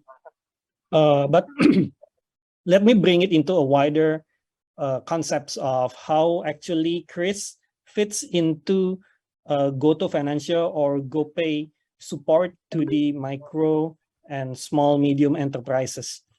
If you look at the data, I think this is a very often cited data from some resources that Indonesia has very large digital economic opportunity. I would like to point out also in terms of the MSMEs, one figure that is very stand out is actually less than 60% of the Indonesian workers is actually working in the formal sectors. To be precise, 56.5% Indonesian workers workings in the informal sectors. And as mentioned earlier by Ibu Fitria as well, approximately 50% of Indonesian account ownership is only 65%. Bank account ownership in Indonesia is only 65%, which if in hindsight, it looks like a not so much developed, but I would like to see from the other side, the more optimistic side of it. There is a lot of huge opportunity in Indonesia on how to digital economy can bring faster economic growth, and especially in this time to facilitate the economic recovery in this time. For the MSME itself, we've seen that from various resources and also from micro, small, medium enterprises that 99% of Indonesian economic sectors is actually based on MSMEs. And QRIS, along with the others, support from the Bank Indonesia and also the industry has been supporting the growth and the survival of this majority of Indonesian firms. Majority of it is actually a micro and small medium enterprises. The one that you look at very often when you go in your daily activities, the majority of it is MSMEs companies, MSMEs firms, and the digital economy and including QRIS has been helping those firms survive during the pandemic in the past couple of years. As we've seen that 35% during the pandemic, most of, or if not most of the MSMEs are actually having difficulties in selling their products, and they have seen the reduction in their turnaround or gross merchandise value or their sales on a regular basis. And one thing that strikes us the most at the GoPay that 4 out of 5 MSMEs believe that our service in GoFood actually grow their business, and the merchants that and drivers that join in our platform during the pandemic mentions that 4 out of 5 drivers still have their income to support their families during the pandemic. These actually emphasize the importance of digital economy, as I cannot put a more emphasis on that, to that digital economy helping the nation economy to survive, especially the medium and small, macro, small and medium enterprises. And also to add point on that, to illustrate how actually it provides the opportunity to Indonesian, and QRIS, one of the initiative from Indonesia, only 21% of the micro, small, medium enterprises has implemented digitalizations. If you look out at it, there are huge opportunity for us to go even further. And if we see that QRIS has been implemented for, I think, more than 2 years, based on the numbers that provided by Ibu Fitria, Pa Yoga, Pa Rangga, and then also Ibu Susi, the amount of the growth itself is very much staggering. We would like to see that the growth going to be continue in the future, albeit might not be in the same rate as it was before, but it's actually a normalization of the growth rate itself. But I think in the future, the growth of the MSMEs digitalization is going to be continue even further. For the GoTo itself, how QRIS fits into the complete suites of support to MSMEs. From the perspective of GoTo, we actually support the growth of MSME from different multiple angle across the flows of the transactions or across the sector itself, the verticals. We support from the digitalization of the marketing of the merchants. We also help the order processing through our product Sally, digital payment, of which QRIS sits in these spectrums. We have a GoPay and Mitrans. We have support from logistic. We have support for business operations. Also, we do have facilitate the MSME through the e-commerce from our sister company, which is Tokopedia. Support from GoTo Financials and GoTo itself for the growth of MSME is not only happening on the virtual aspect of it, not only on the digital aspect of it, but we also complement it with the somehow the offline aspect of it, which we facilitate through the establishment and the routine meetings of our communities of GoTo MSMEs. During those meetings, merchants that join under our company can actually meet and share their learning and lessons together, and also learning from the more established firm, sharing their journey on digitalization and how to grow the company and the merchants bigger. And QRIS actually one of these very important element in this spectrum, as the growth of the merchants of the QRIS in the past 2 years has been tremendous. And GoTo included in that part. We also have so many merchants joining under using the QRIS. Okay, in the report itself, Sneha, during the earlier presentations this morning, has mentioned that The QRIS is a gateway for a digital financial service that provided by the industry player, which is, I cannot reiterate more on that fact. We had a study in 2021 supported by the Lembaga Demografi, Faculty of Economic and Business, University of Indonesia. On those report, it was stated that the majority of MSMEs receive digital payment for their business using GoPay, and the majority of it is actually receiving digital service for the first time. So it's actually emphasize the importance of having a QRIS as the gateway for the digital financial service for the merchants. 49% of MSME partners using GoTo financial products to help them sell online for the first time. That's huge amount of portions of the merchants using the service. It's almost approximately half of the merchant using a GTF product for their first journey into digitalization, which is a very one of a very proof how we actually support the financial inclusions program of the government of Indonesia, including the Bank Indonesia. 83% of MSMEs experience digital cashiers with GoTo financial services. I will explain further on what exactly the suites of product that related with these services. In addition to that, the report presented by Sneha this morning also mentions that there are also several opportunities for merchants to accept other more advanced financial products, which in this case, we also provided the merchants with options to activate their Go model account from these products. The merchants can receive a business capital loan service that is integrated with the GoFood merchants.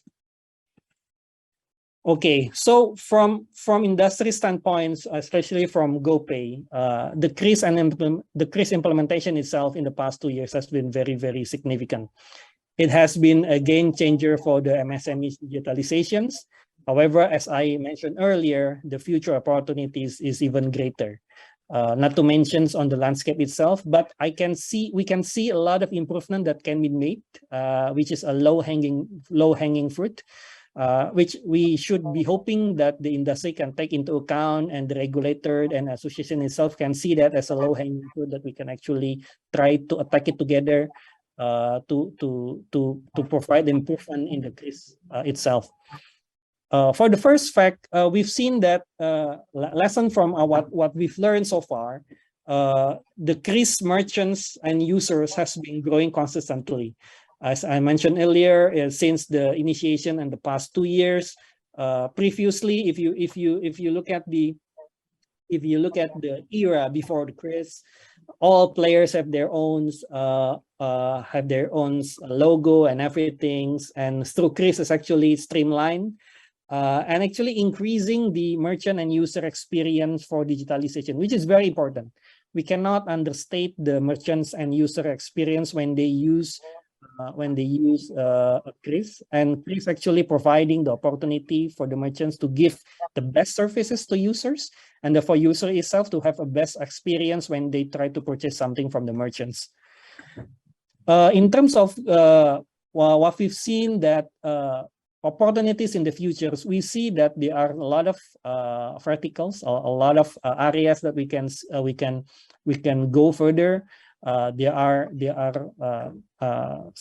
segments of them in the markets like food, lifestyle, donations, which we think that is actually as the nature of the Indonesian economy, domestic economy, those kind of economic activity will still be growing along with the Indonesian economy itself, which we think providing the opportunity for further digitalization, including the one that we have for QRIS itself. And also, we are also very happy to be able to contribute to the achievement of Bank Indonesia QRIS target last year's, the 12 million QRIS merchants. We've been happy to be able to contribute to achievement of those targets. For this year, we are happy also to help to achieve Bank Indonesia target as for the new users for QRIS. As mentioned by Pa and as also presented by Pa Rangga in his presentations, achievement on July in aggregate level has been very much aligning with the target of Bank Indonesia, which is also contribution for the industry, and including within the industries is GoPay itself. On the second part of it, I would like to highlight that one of key aspects on how we can increase the adoption of QRIS is to emphasize on the merchant and user understanding on the QRIS itself. It is very, very important to increase the merchant and users understanding on QRIS, not only on how to do it, and also how actually imply on the usage of the QRIS itself.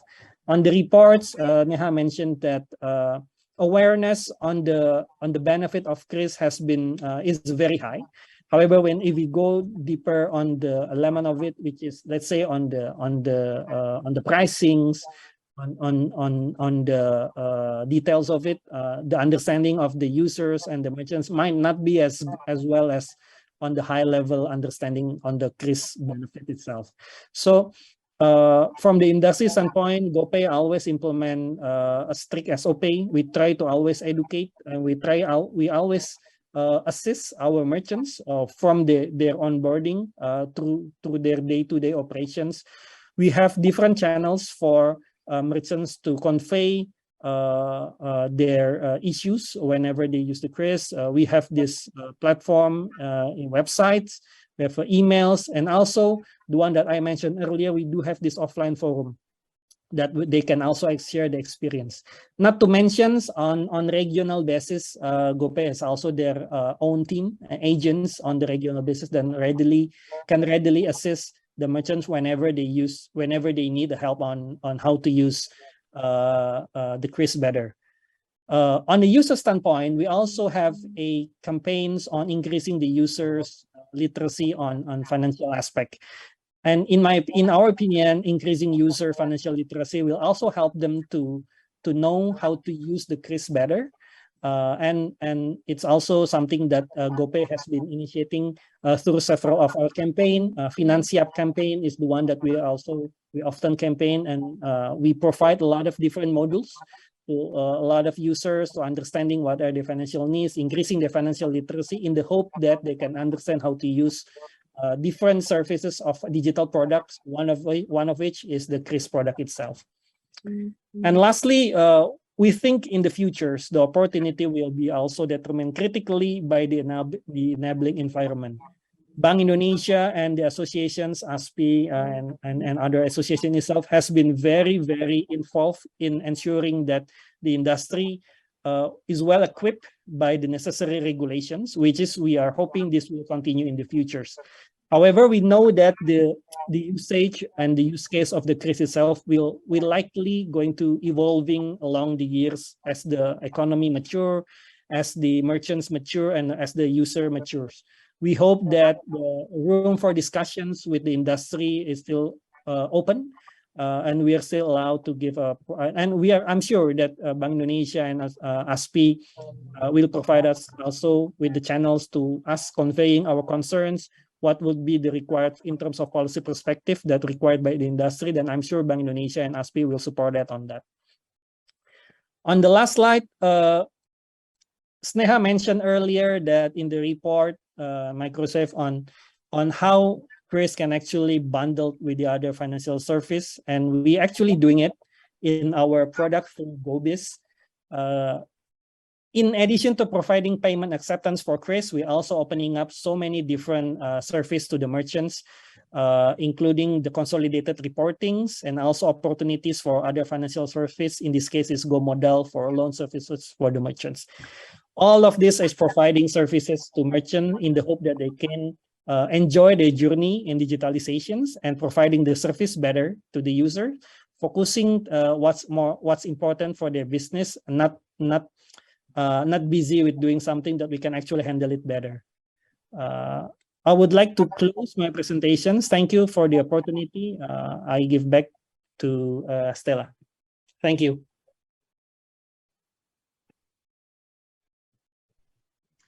Thank you, Mr. Yogi, for the presentation and for highlighting how important it is merchants and consumer experience. I think this is something that we need to remember as well. So, ladies and gentlemen, we already have a lot of questions here. Thank you very much for posting the questions, but we still have one more presentation to go. We have a representative of a state-owned bank here. Our last speaker for today is Ms. Misli Juliani, the Senior Manager of Transaction Banking Retail Sales Group at Bank Mandiri. Ms. Misli has an engineering education background and financial product management experience. She currently serves as the senior manager at Bank Mandiri, focusing to expand the QR payment acceptance, especially to digitalize the micro, small, and medium enterprises, or UMKM. Previously, in 2017, she served as the customer relationship manager for Mandiri Online, the bank's mobile banking app, and also as a project manager for Link Aja, acquiring payment solutions in Bank Mandiri. She received her Bachelor of Electrical Engineering degree from Institut Teknologi Bandung. Without further ado, let's invite Ms. Misli. To Ms. Misli, the time is yours.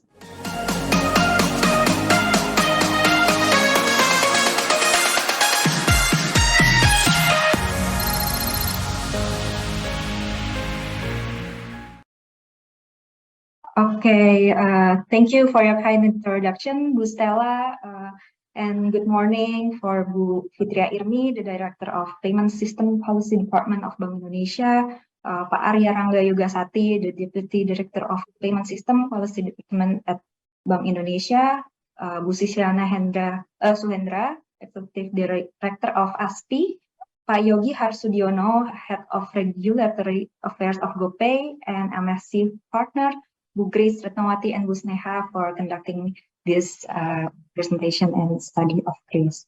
Okay, first of all, thank you for the opportunity to join this webinar today. Let me share my screen first.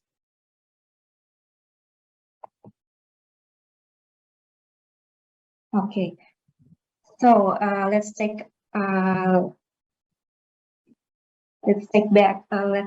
look a little from the last 2 years. The pandemic already resulting in shifting behaviors, which has pretty much impact on banking solution. Okay, for the first behavior shifting, that people are starting to shop from offline, shifting to online shopping. Actually, maybe at the first time they only they only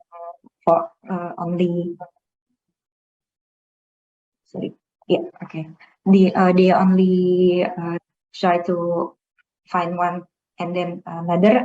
So the omni-channel stores already the trend shopping shifting from online to offline, and it coexists, and people are changing to takeaway or delivery, and then the cashless society is expanding. The need for cashless digital payment and touchless technology is increasing, and future working, learning, and playing also.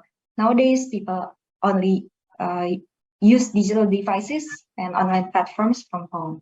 And the highlight here is the digital banking activity began to be carried out through the digital service, and there are many company or category that develop digital banking application or digital service, and here we can find our opportunity to grow. If you see that the COVID, when the COVID subsided, and it's actually there are increasing occurred in retail and mobility, and also the leisure segment, which is a luxury during the pandemic at the last 2 years. And here we can also focus to increase our acceptance, QRIS, focusing on department stores and supermarket. And then in terms of mobility, we focus on gasoline, travels, and airlines, such as we penetrate the SPBU payment through the digital online, especially the QRIS, and then travels are actually the pariwisata economy. And the leisure segment was driven by fashion, handphone, and jewelry too, is increasing a lot during after pandemic. And finally, we gradually recover. So in the study, when we driven by the customer needs, Bank Mandiri and supported too by Bank Indonesia policy. Actually, it's on the blueprint payment system, which we have open banking and retail payment system. So it delivers, or we Bank Mandiri initiates many services to come, such as access banking services for Mandiri API solution, so merchant or partners can connect their applications and using our system to integrate with the transfer payment, and such as in the integration service, we have Livin by Mandiri, so that nowadays people can open online accounts without need to go to the branch again. And then the highlight here is the digitalization payment, which we already developed, which we developed and launched in early 2022, which is the Livin Usaha, the online onboarding QRIS that we developed for our UMKM merchant, or it's small and micro merchant. And aside from that, we also have another payment or another solution that we also innovate, such as the EDC Android or modernized payment channel, such as YokeBiz, that is the point of sales for merchant that will monitor their transactions. They can see how much their stock is, and it already integrated with QR payment or cards payment. And last but not least, we have to the acquiring section, we have e-commerce or payment link. So it all driven by Bank Indonesia, and we supported by Bank Indonesia also, and ASPI2 also the patent to deliver the QR standard, the QRIS standardized QR. So in the to increase our transaction, we believe that the customer needs to drive the transaction. So we now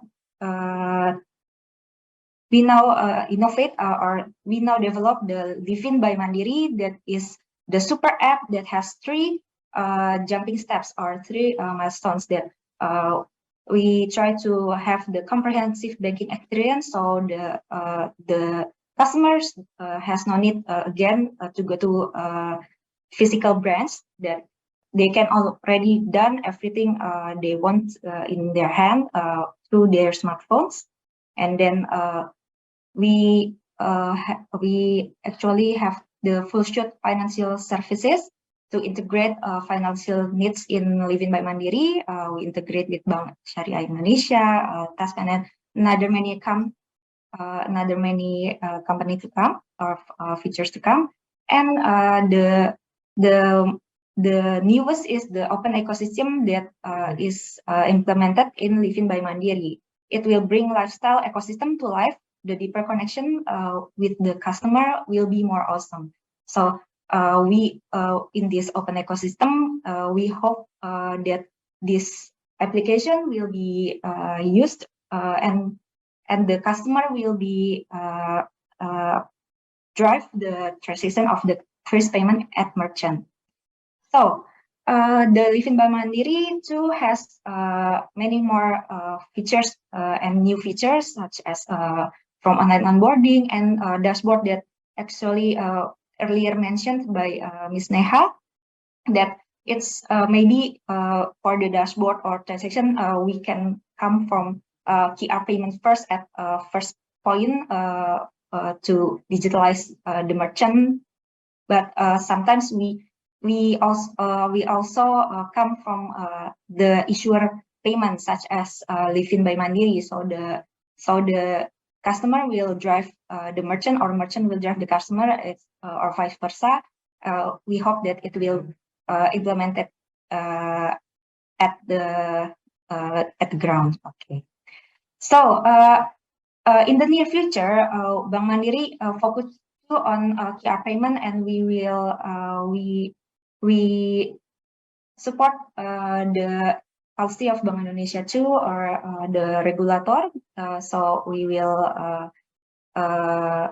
implement the QRIS cross-border or QR payment, or sort of fund of credit cards.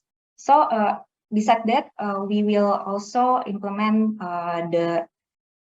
to enhance the user experience on customer journey to use the QR payment, such as we will move the or we will or right now maybe the customer cannot scan the QR payment from outside, so they need to log in first, but and then scan and then put their pins. But in the near future, we will move and we will add the QR payment to the quick pick menu. So the scan QR will be added at the front page or the dashboard without login. So the customer can use like another wallet. They don't need to log in first. Nah, and at the next phase, at the next phase 2, we will implement the QR TTM or tanpa tatap muka that will enable the customer to upload or do the payment using the upload QR. So from the merchant acquiring, Bank Mandiri develop various product solutions too for specific segments such as QR static, QR EDC, QR API that is focused on website or application or device partner, and it already and we will implement it mostly for the suitable formats and anchor merchant, such as merchant that already has a website or application or vending machine or POS, and F&B franchise or commercial and corporate merchant. And the newest one is Livin Usaha that we hope the implement of Livin Usaha will answer the study of the QRIS that Ms. Neha already mentioned before. We will it will reduce the time to register, and it will simplify how to onboard merchant. So the merchant will only have to onboard by online, and it focus only for small and micro business. So we actually believe that the QRIS will be our future digital payment. So we review and we redesign our internal regulation and split the risk criteria merchant. So the low risk merchants such as UMKM or small and micro merchant will have privilege to settle the same day, and they will have more privilege such as but we limit the settlement report, but we limit the nominal limit. So aside from that, we also support through the call center, and we do some feature enhancements such as implement the Livin Usaha, and it will be accessible from multi-device. It already has the real-time notification, enhance the MSR report, and another more features to come for our merchant using the QR static or ADC or API, and hopefully in the near future they will have the dashboard online. So we also do expand our dedicated team all over Indonesia, and we already have split the team into 12 regions and have the decentralized authority, so they can do the acceleration and do some educations to introduce and to educate the merchant how to use and how to sell using the QRIS. So besides that, we support we support the development for our new merchant too through the enhancement feature using the newest features such as API and Livin Usaha and more to come. So the challenge here is not about the competition between bank or between wallet. Yeah, it's actually the challenge here is how to transform the cash minded in the small and micro merchant to be the digital wallet or using the digital payment. So the first that we implement is how to build the trust to the small and micro merchant, because if they already trust and they can share it mouth to mouth, then the rest of it or the rest of the merchant will be easier for us to acquire. So maybe in line with that, we built we have the branch all over Indonesia with more than 2,000 branch. So hopefully that they will be easier for them to come or to if they need some assistance, they can come directly to our team. And the next one is we believe that the infrastructure or signal is one thing, but the low digital literacy is the most important thing. That's the challenge. How to educate our team that to have the same page or have the same information that is delivered to the merchant, such as mentioned earlier, the education or information about MDR is not known by the merchant, so it needs to be informed at the first when we try to acquire at the first time to onboard. So for the record, Bank Mandiri too already has and already implement the system for KUM and KUR digital. So it actually the QRIS payment using the Livin Usaha or using another method and also recorded in Livin by Mandiri. It helps in bank system to give or to assess the new merchant who already apply for digital loan credit. So it's like we can give them approval or pre-approved nominal number. So when they already submit or apply the digital loan, we already have the approved number. Yeah. At last but not least, Bank Mandiri focus on Livin Usaha, which is the newest and simplified QRIS online merchant onboarding, which is the merchant can access from every smartphone because it is web based. So on our study that many of the small and micro merchant they are maybe not enough space in their handphone or their smartphone, so we decide to use web-based to full online onboarding, become QRIS merchant one phone away. No need to go to branch unless maybe they need some assistance that we will have the assistance. And then single requirement, thanks to Bank Indonesia, NSP, and all service providers too, that we already need that the merchant especially for the merchant for the small and micro only need to send their ID card identity KTP and photos of goods or services that they sell and photo of business location. And then using this application, it will the merchant will have benefit of settlement at the same day because we will credit to the merchant account 3 times a day, and making it easier for business owner to manage their finances or to buy raw materials for the next day. And we already have the real-time notice that can be accessible from the application itself.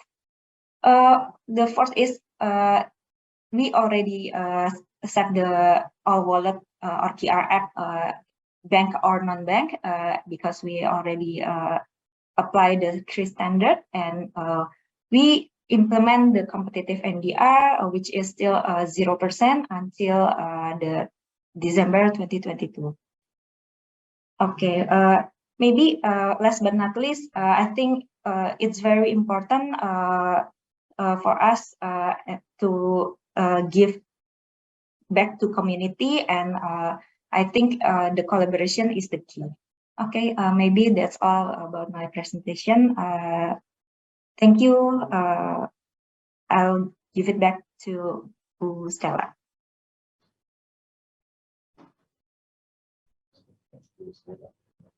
Thank you very much, Ms. Lee, for the insightful presentation. Now, Ms. Lee just highlighted to us the important role of banks and also the payment service providers in onboarding and enhancing consumer journey for a seamless transaction using QRIS, as they are the user's first touch point.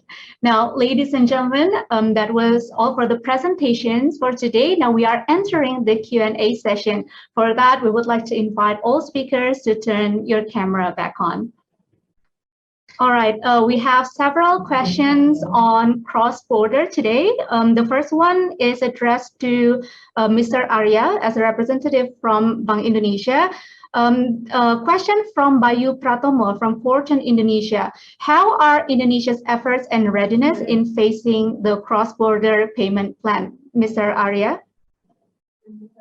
Okay, thank you, Bu Stella, and thank you for the questions from Pak Bayu as well. Well, let me explain the main objectives of Bank Indonesia policy to establish national standard on payment system, in particular QRIS. So one of the main objectives is to enhance interconnection and interoperability. So this will lead to the integration and inclusion of digital economy and finance ecosystem. Currently, we have initiated cross-border QR cooperations with Thailand and Malaysia. We are now in piloting phase with those two countries. So we believe with the relaxation of mobility restrictions, we can get a more comprehensive result from the piloting phase, and hopefully can move to the implementation phase in the near future. And we also planning to expand the cross-border QR cooperations with other countries in the regions. So let me go real quick. What is cross-border QR is all about? Okay, so in cross-border QR scheme, for example, Thailand or Malaysia tourists who visit Indonesia will be able to make payment by scanning QRIS from Indonesian merchants using their payment applications. And similarly, Indonesian people who visit Thailand will be able to make payment by scanning Thailand or Malaysia QR using Indonesian payment application. So from the readiness, I think we can see from the piloting phase that we have been conducting, the technical issues can be resolved in very soon, hopefully. So the progress of the transaction also shows positive feedback. Last week during the FACD in Bali, we have Bank of Thailand delegations who tested the cross-border QR.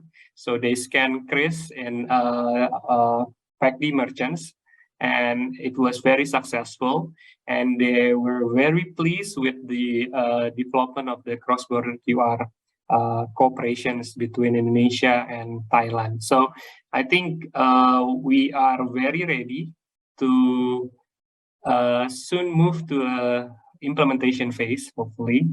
And I think we also hope that from these cross-border cooperations, it can improve efficiency, also facilitating economic activities, particularly for MSMEs, including tourism sectors and remittance, while at the same time promoting local currency settlements. So with Thailand and Malaysia, we already have bilateral cooperations on the local currency settlement scheme. So it will be used as for the settlement scheme in the cross-border QR transactions between those two countries.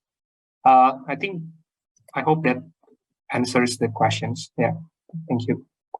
Thank you very much, Mr. Arya. I think looking at the questions today, the cross-border feature is the most awaited features out of all the other things that Bank Indonesia has prepared. So good luck for the piloting, and we hope that we can use the cross-border feature soon. Now, the next question still on cross-border, but addressed to Ms. Misli and Mr. Yogi. The question is from Ms. Astri Sri Sulastri. Regarding the trial of cross-border QRIS transactions with Singapore and Thailand that Bank Indonesia mentioned, in your opinion, what enablers are needed for QRIS providers such as GoPay and Mandiri to be able to participate in the initiative once it is official? I think Ms. Misli can go first. Ladies first, go ahead, Ms. Misli. Okay, thank you for the question, Bu Astri. Yes, I think the enablers is the education or awareness first, because as we know that the first touch point or the first one is about implementing a new product, is about the awareness, and also not forgetting the most important thing is the support from the policy from stakeholders such as Bank Indonesia, ASPI, and also the bilateral kerjasama there. So I think that's the most important enablers, such as the policy, the collaboration, and kerjasama between the countries, and then the service provider and Bank Indonesia and ASPI itself. So, but not forgetting about the awareness and information in the merchant from the Singapore or the Thailand or another country that will be implemented. Thank you. Thank you very much, Ms. Misli, supporting policy and collaboration. Now, Mr. Yogi, would you share with us your thoughts on this? Sure, Stella. Thank you so much for the opportunity. I wanted to echo what Ibu Misli just mentions on the increasing the awareness or the educations. I cannot agree more on that because QRIS cross borders will involve several parties, not only the regular one that we have on regular QRIS transactions domestically. It will involve also the users, most likely us going abroad or foreign tourists coming to Indonesia, and also which involve the switching companies. So definitely awareness of each of the parties is going to be very, very important. What are their role? What are the do's and don'ts? Educations on both aspects as for the users to the systems of it, the one that facilitate the transactions, and also to improve the readiness of the merchants in Indonesia that going to receive the transaction from the foreign tourists coming to Indonesia. That will be very critical in ensuring that the QRIS cross-border that Bank Indonesia are going to implement this year is to be a successful initiative, which I believe is going to be. And in addition to that, I think some of the support from the regulators and also from the ASPI, because ASPI will play very critical important on this, as ASPI has been in the past, is that for some certain aspect of the risk mitigation factor, risk parameters, that would be something that would be best left to the industry players, because this is something that going to be involving several different elements that the industry is not very accustomed to do in the past. So I think as Bank Indonesia and ASPI can help us give more flexibility on that in terms of determining the risk parameter and what would be the steps to mitigate the risk of this QRIS cross borders initiative. Thank you, Stella. Thank you very much, Mr. Yogi. So we need the collaboration, not from the governmental institution and not only from the governmental institution and the private players, but also from the consumers themselves. Thank you very much for sharing with us on that. Now, for the next question, again from Mr. Bayu Pratomo from Fortune Indonesia, but I think this one can be addressed by Ms. Susi. Can the digital ecosystem in Indonesia be considered stable and capable for QRIS?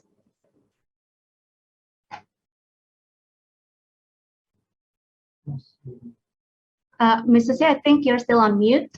Yeah, thank you very much, Stella, for the questions. Okay. I understand that Bayu is referring to the cross-border transactions, right? Okay. Yeah. I think his question is related to the cross-border, yes. To the cross-border, yeah, okay. Because, for the cross-border transaction, we are using the same standard, okay, as what we are using at the moment, which is QRIS, okay, Indonesian standard, Indonesian standard for payment, okay. What we are enhancing or what we are developing at the moment is the interconnection, the messaging, okay, between switching companies, okay, switches in Indonesia and also switchers in Thailand. They have to communicate. They have to communicate and they have to perform such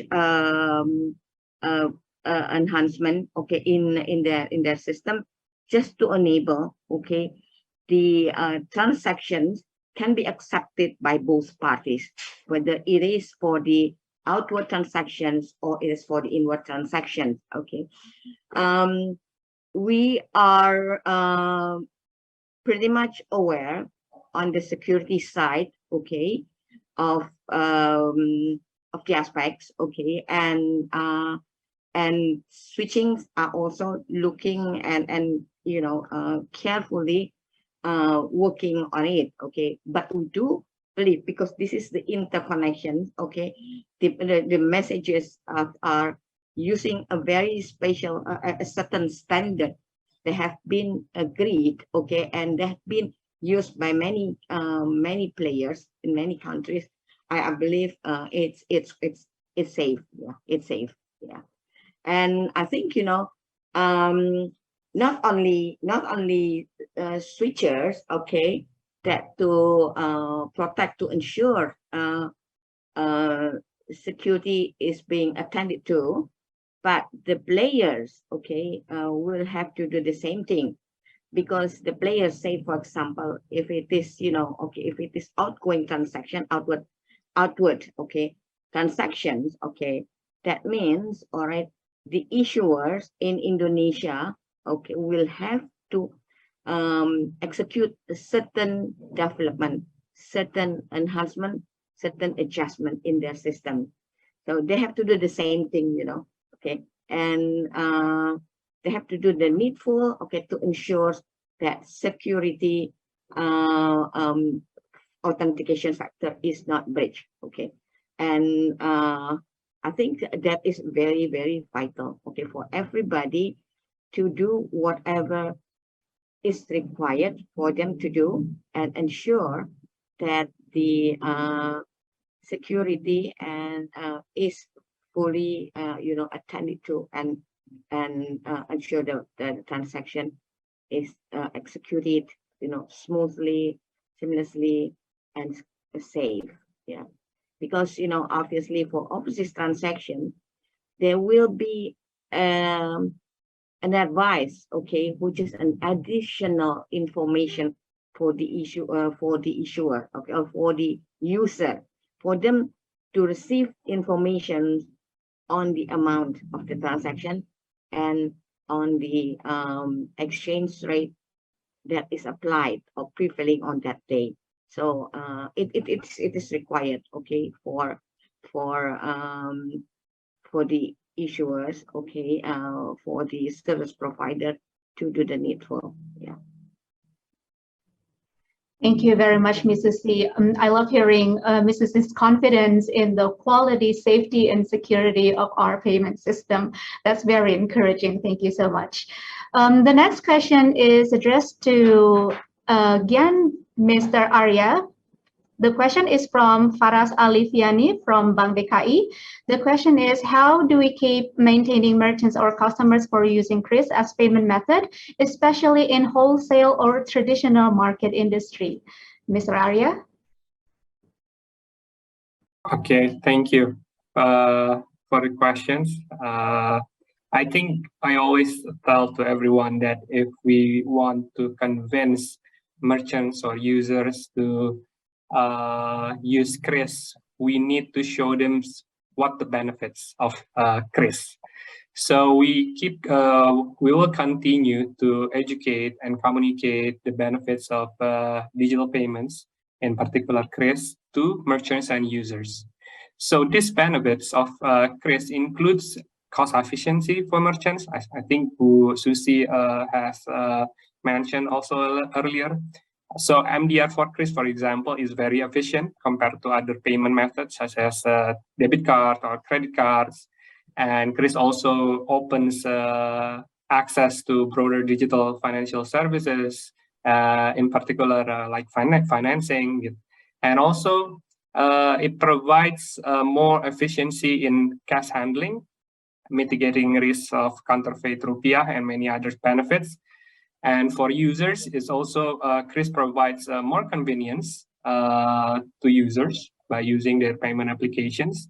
So I think we need to more communicate to merchants and users on those benefits, focusing on those benefits, because it will be much more easier if they know that the benefits of QRIS in order to help their economic or financial activities in practice. So I think we need to focus on the education, the communications, on the benefits of digital payments, in particular QRIS, and also need to more have synergy on how we communicate and educate to those merchants and users with the industry and also other relevant stakeholders.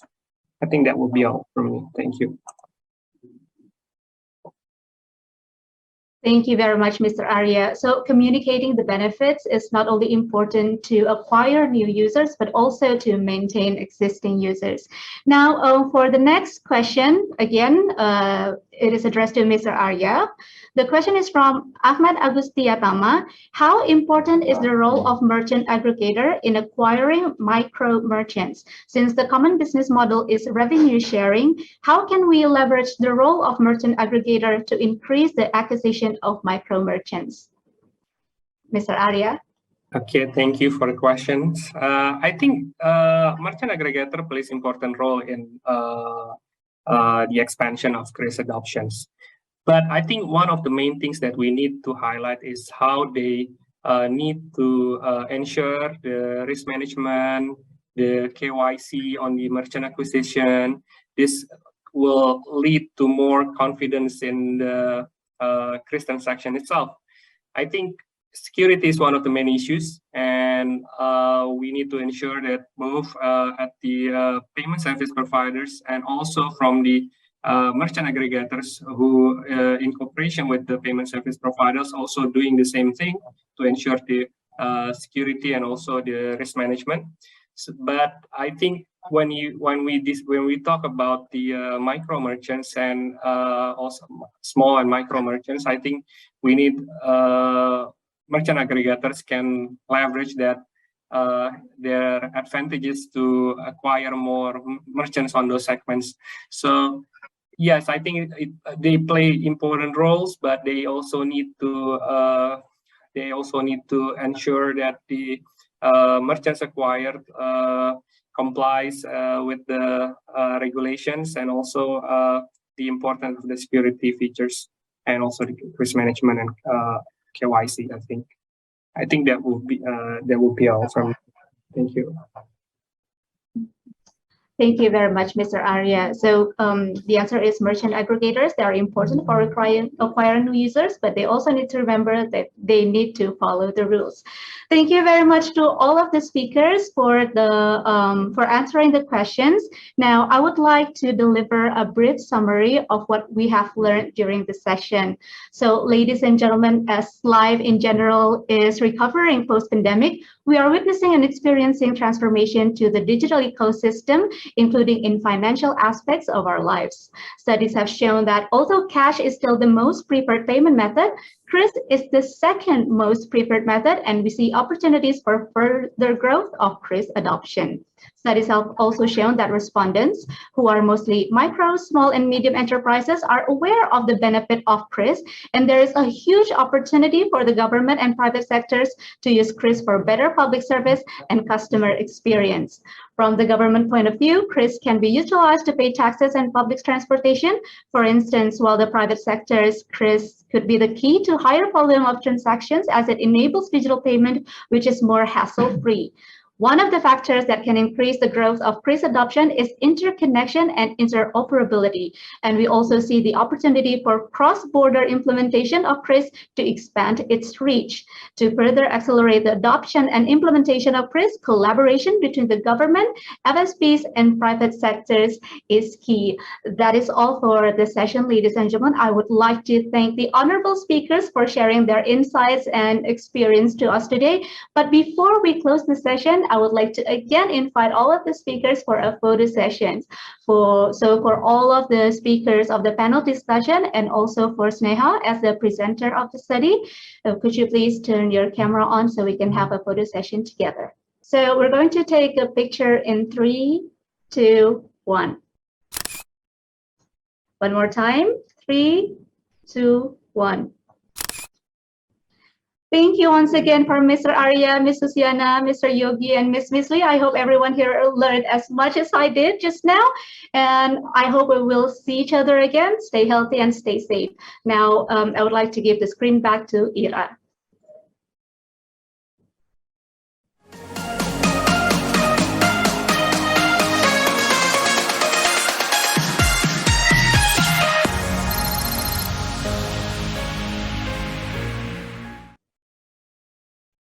Thank you to our moderator, Ibu Stella. That was certainly an interesting discussion. Thank you also, audience, for your participations and questions during the sessions. Now we will move on to the next agenda. Allow me to invite Mr. Brooke Patterson, Program Officer for Financial Services for the Poor at the Bill and Melinda Gates Foundation, who will give closing remarks. Mr. Brooke, the stage is yours.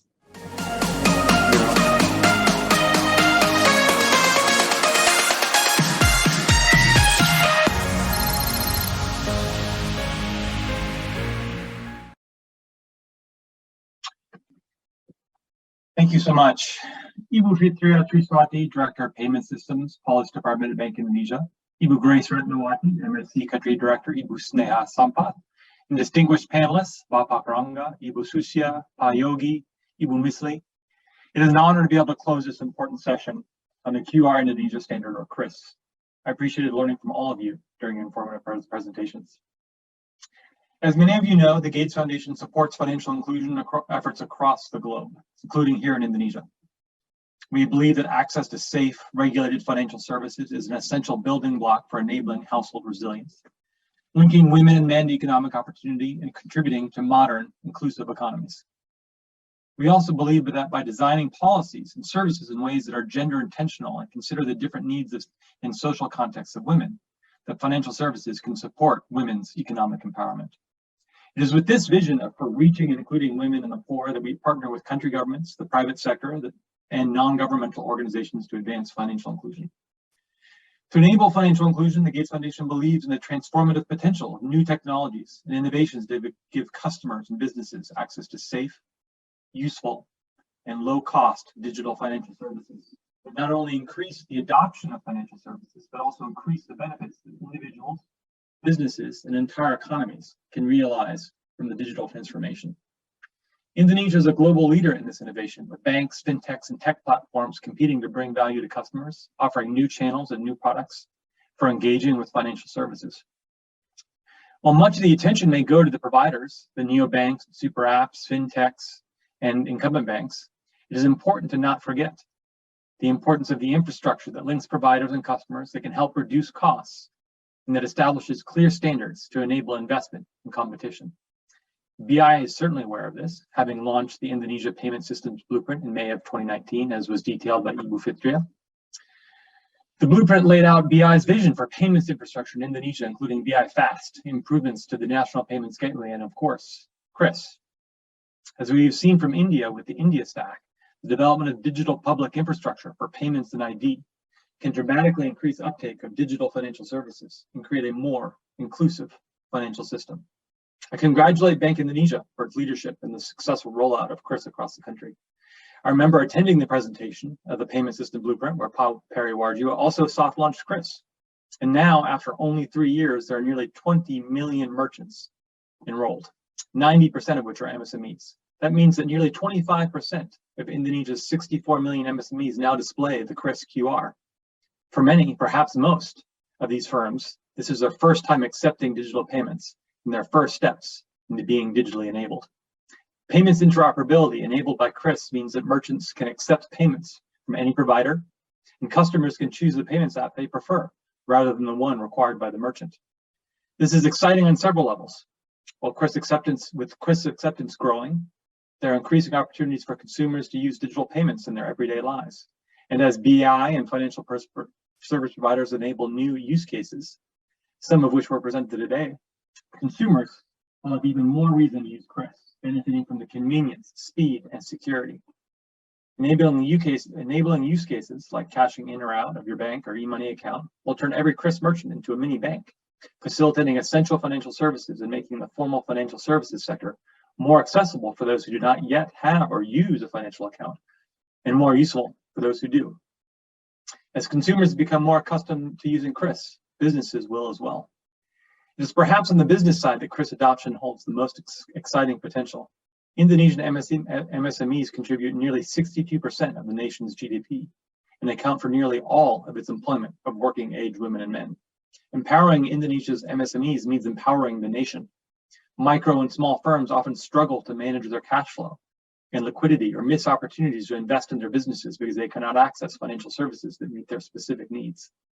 As other speakers this morning have noted, the more businesses accept and use QRIS and other forms of digital payment, the more data they generate on transactions, data that can be used to assess creditworthiness and deliver needed financial services. Already we see the emergence of embedded finance models and the potential of open banking and banking as a service to reach small firms in new ways. QRIS will be many firms' first steps into this new world. Of course, there is still a gap between our vision and where we are today. The latest Findex numbers show that the progress against basic financial service access has been slow, and that poor and rural populations continue to lag their middle-class urban peers. Women enjoy equal access to accounts, but are less likely than men to actively use them or to use smartphone-based financial services. KYC is still not yet fully digitized, and is still too hard and too slow for individuals and businesses, with too many individuals and firms dropping out before KYC is complete. Firms struggle to understand and incorporate digital tools and payments into their business processes, or even, more simply, to appreciate how or if they would benefit if they did. Incentive models will need to more effectively balance the needs of issuers, acquirers, merchants, and customers. However, all of these challenges are surmountable, and today we've heard from the speakers the progress already made. QRIS itself is representative of progress, and it is important to stop to celebrate its success.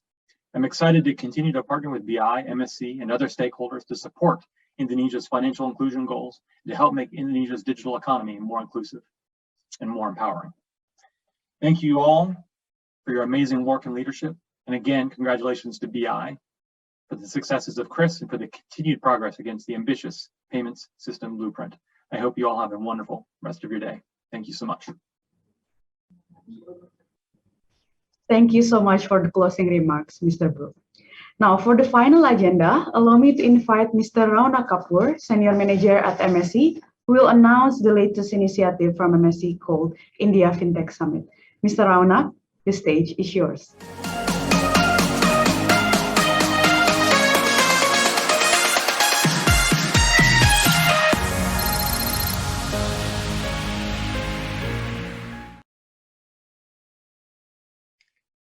A very good afternoon to all of you. Thanks for your patience. I know we are well past the time, but I'll not take more than 2 minutes of your time. I'm Ronak. I'm Senior Manager at MSc. I'm here to make an announcement regarding India FinTech Festival, which would be held between 19th September to 22nd September. We would encourage all of you to look at the schedule of the event and the tracks that are there. A lot of it is relevant for Indonesia FinTech players as well. So my team would be sharing a link for that event in the chat box. You can go to the link and check the details there. Yeah, that's all. And in case you have any issues in signing up for this, you can let us know. And there are also mail IDs which are there on the link where you can message and get your issues resolved. Yeah, that's about it. That was a quick announcement. So MSc is one of the implementing partners of this event, and could be a 4-day event in a hybrid mode with an expected 40,000 people will attend this, and there will be more than 200 sessions and 600 speakers. So there's something for everyone. And as I said, I would encourage you to look at it and see what is relevant and probably block your calendars for that. Thanks.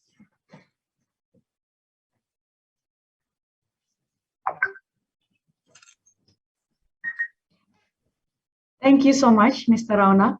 We have learned so much from today's workshop on QRIS implementations and other digital financial services to support micro merchant. We hope this webinar has been a useful session of sharing and learning. You can see the recording of this webinar on Microsoft Consulting's YouTube channel. The QRIS report that was presented by Ms. Sneha Sampath is published at Microsoft Consulting's website or at bit.ly/MSc QRIS report. The link has been shared by the organizer at the chat box. We will also send out the thank you notes with the report after this event. Lastly, we also need your feedback about this webinar. Kindly please fill out the evaluation form through the link that will be given after this webinar. Thank you very much for your participation in this webinar. Goodbye and have a good day.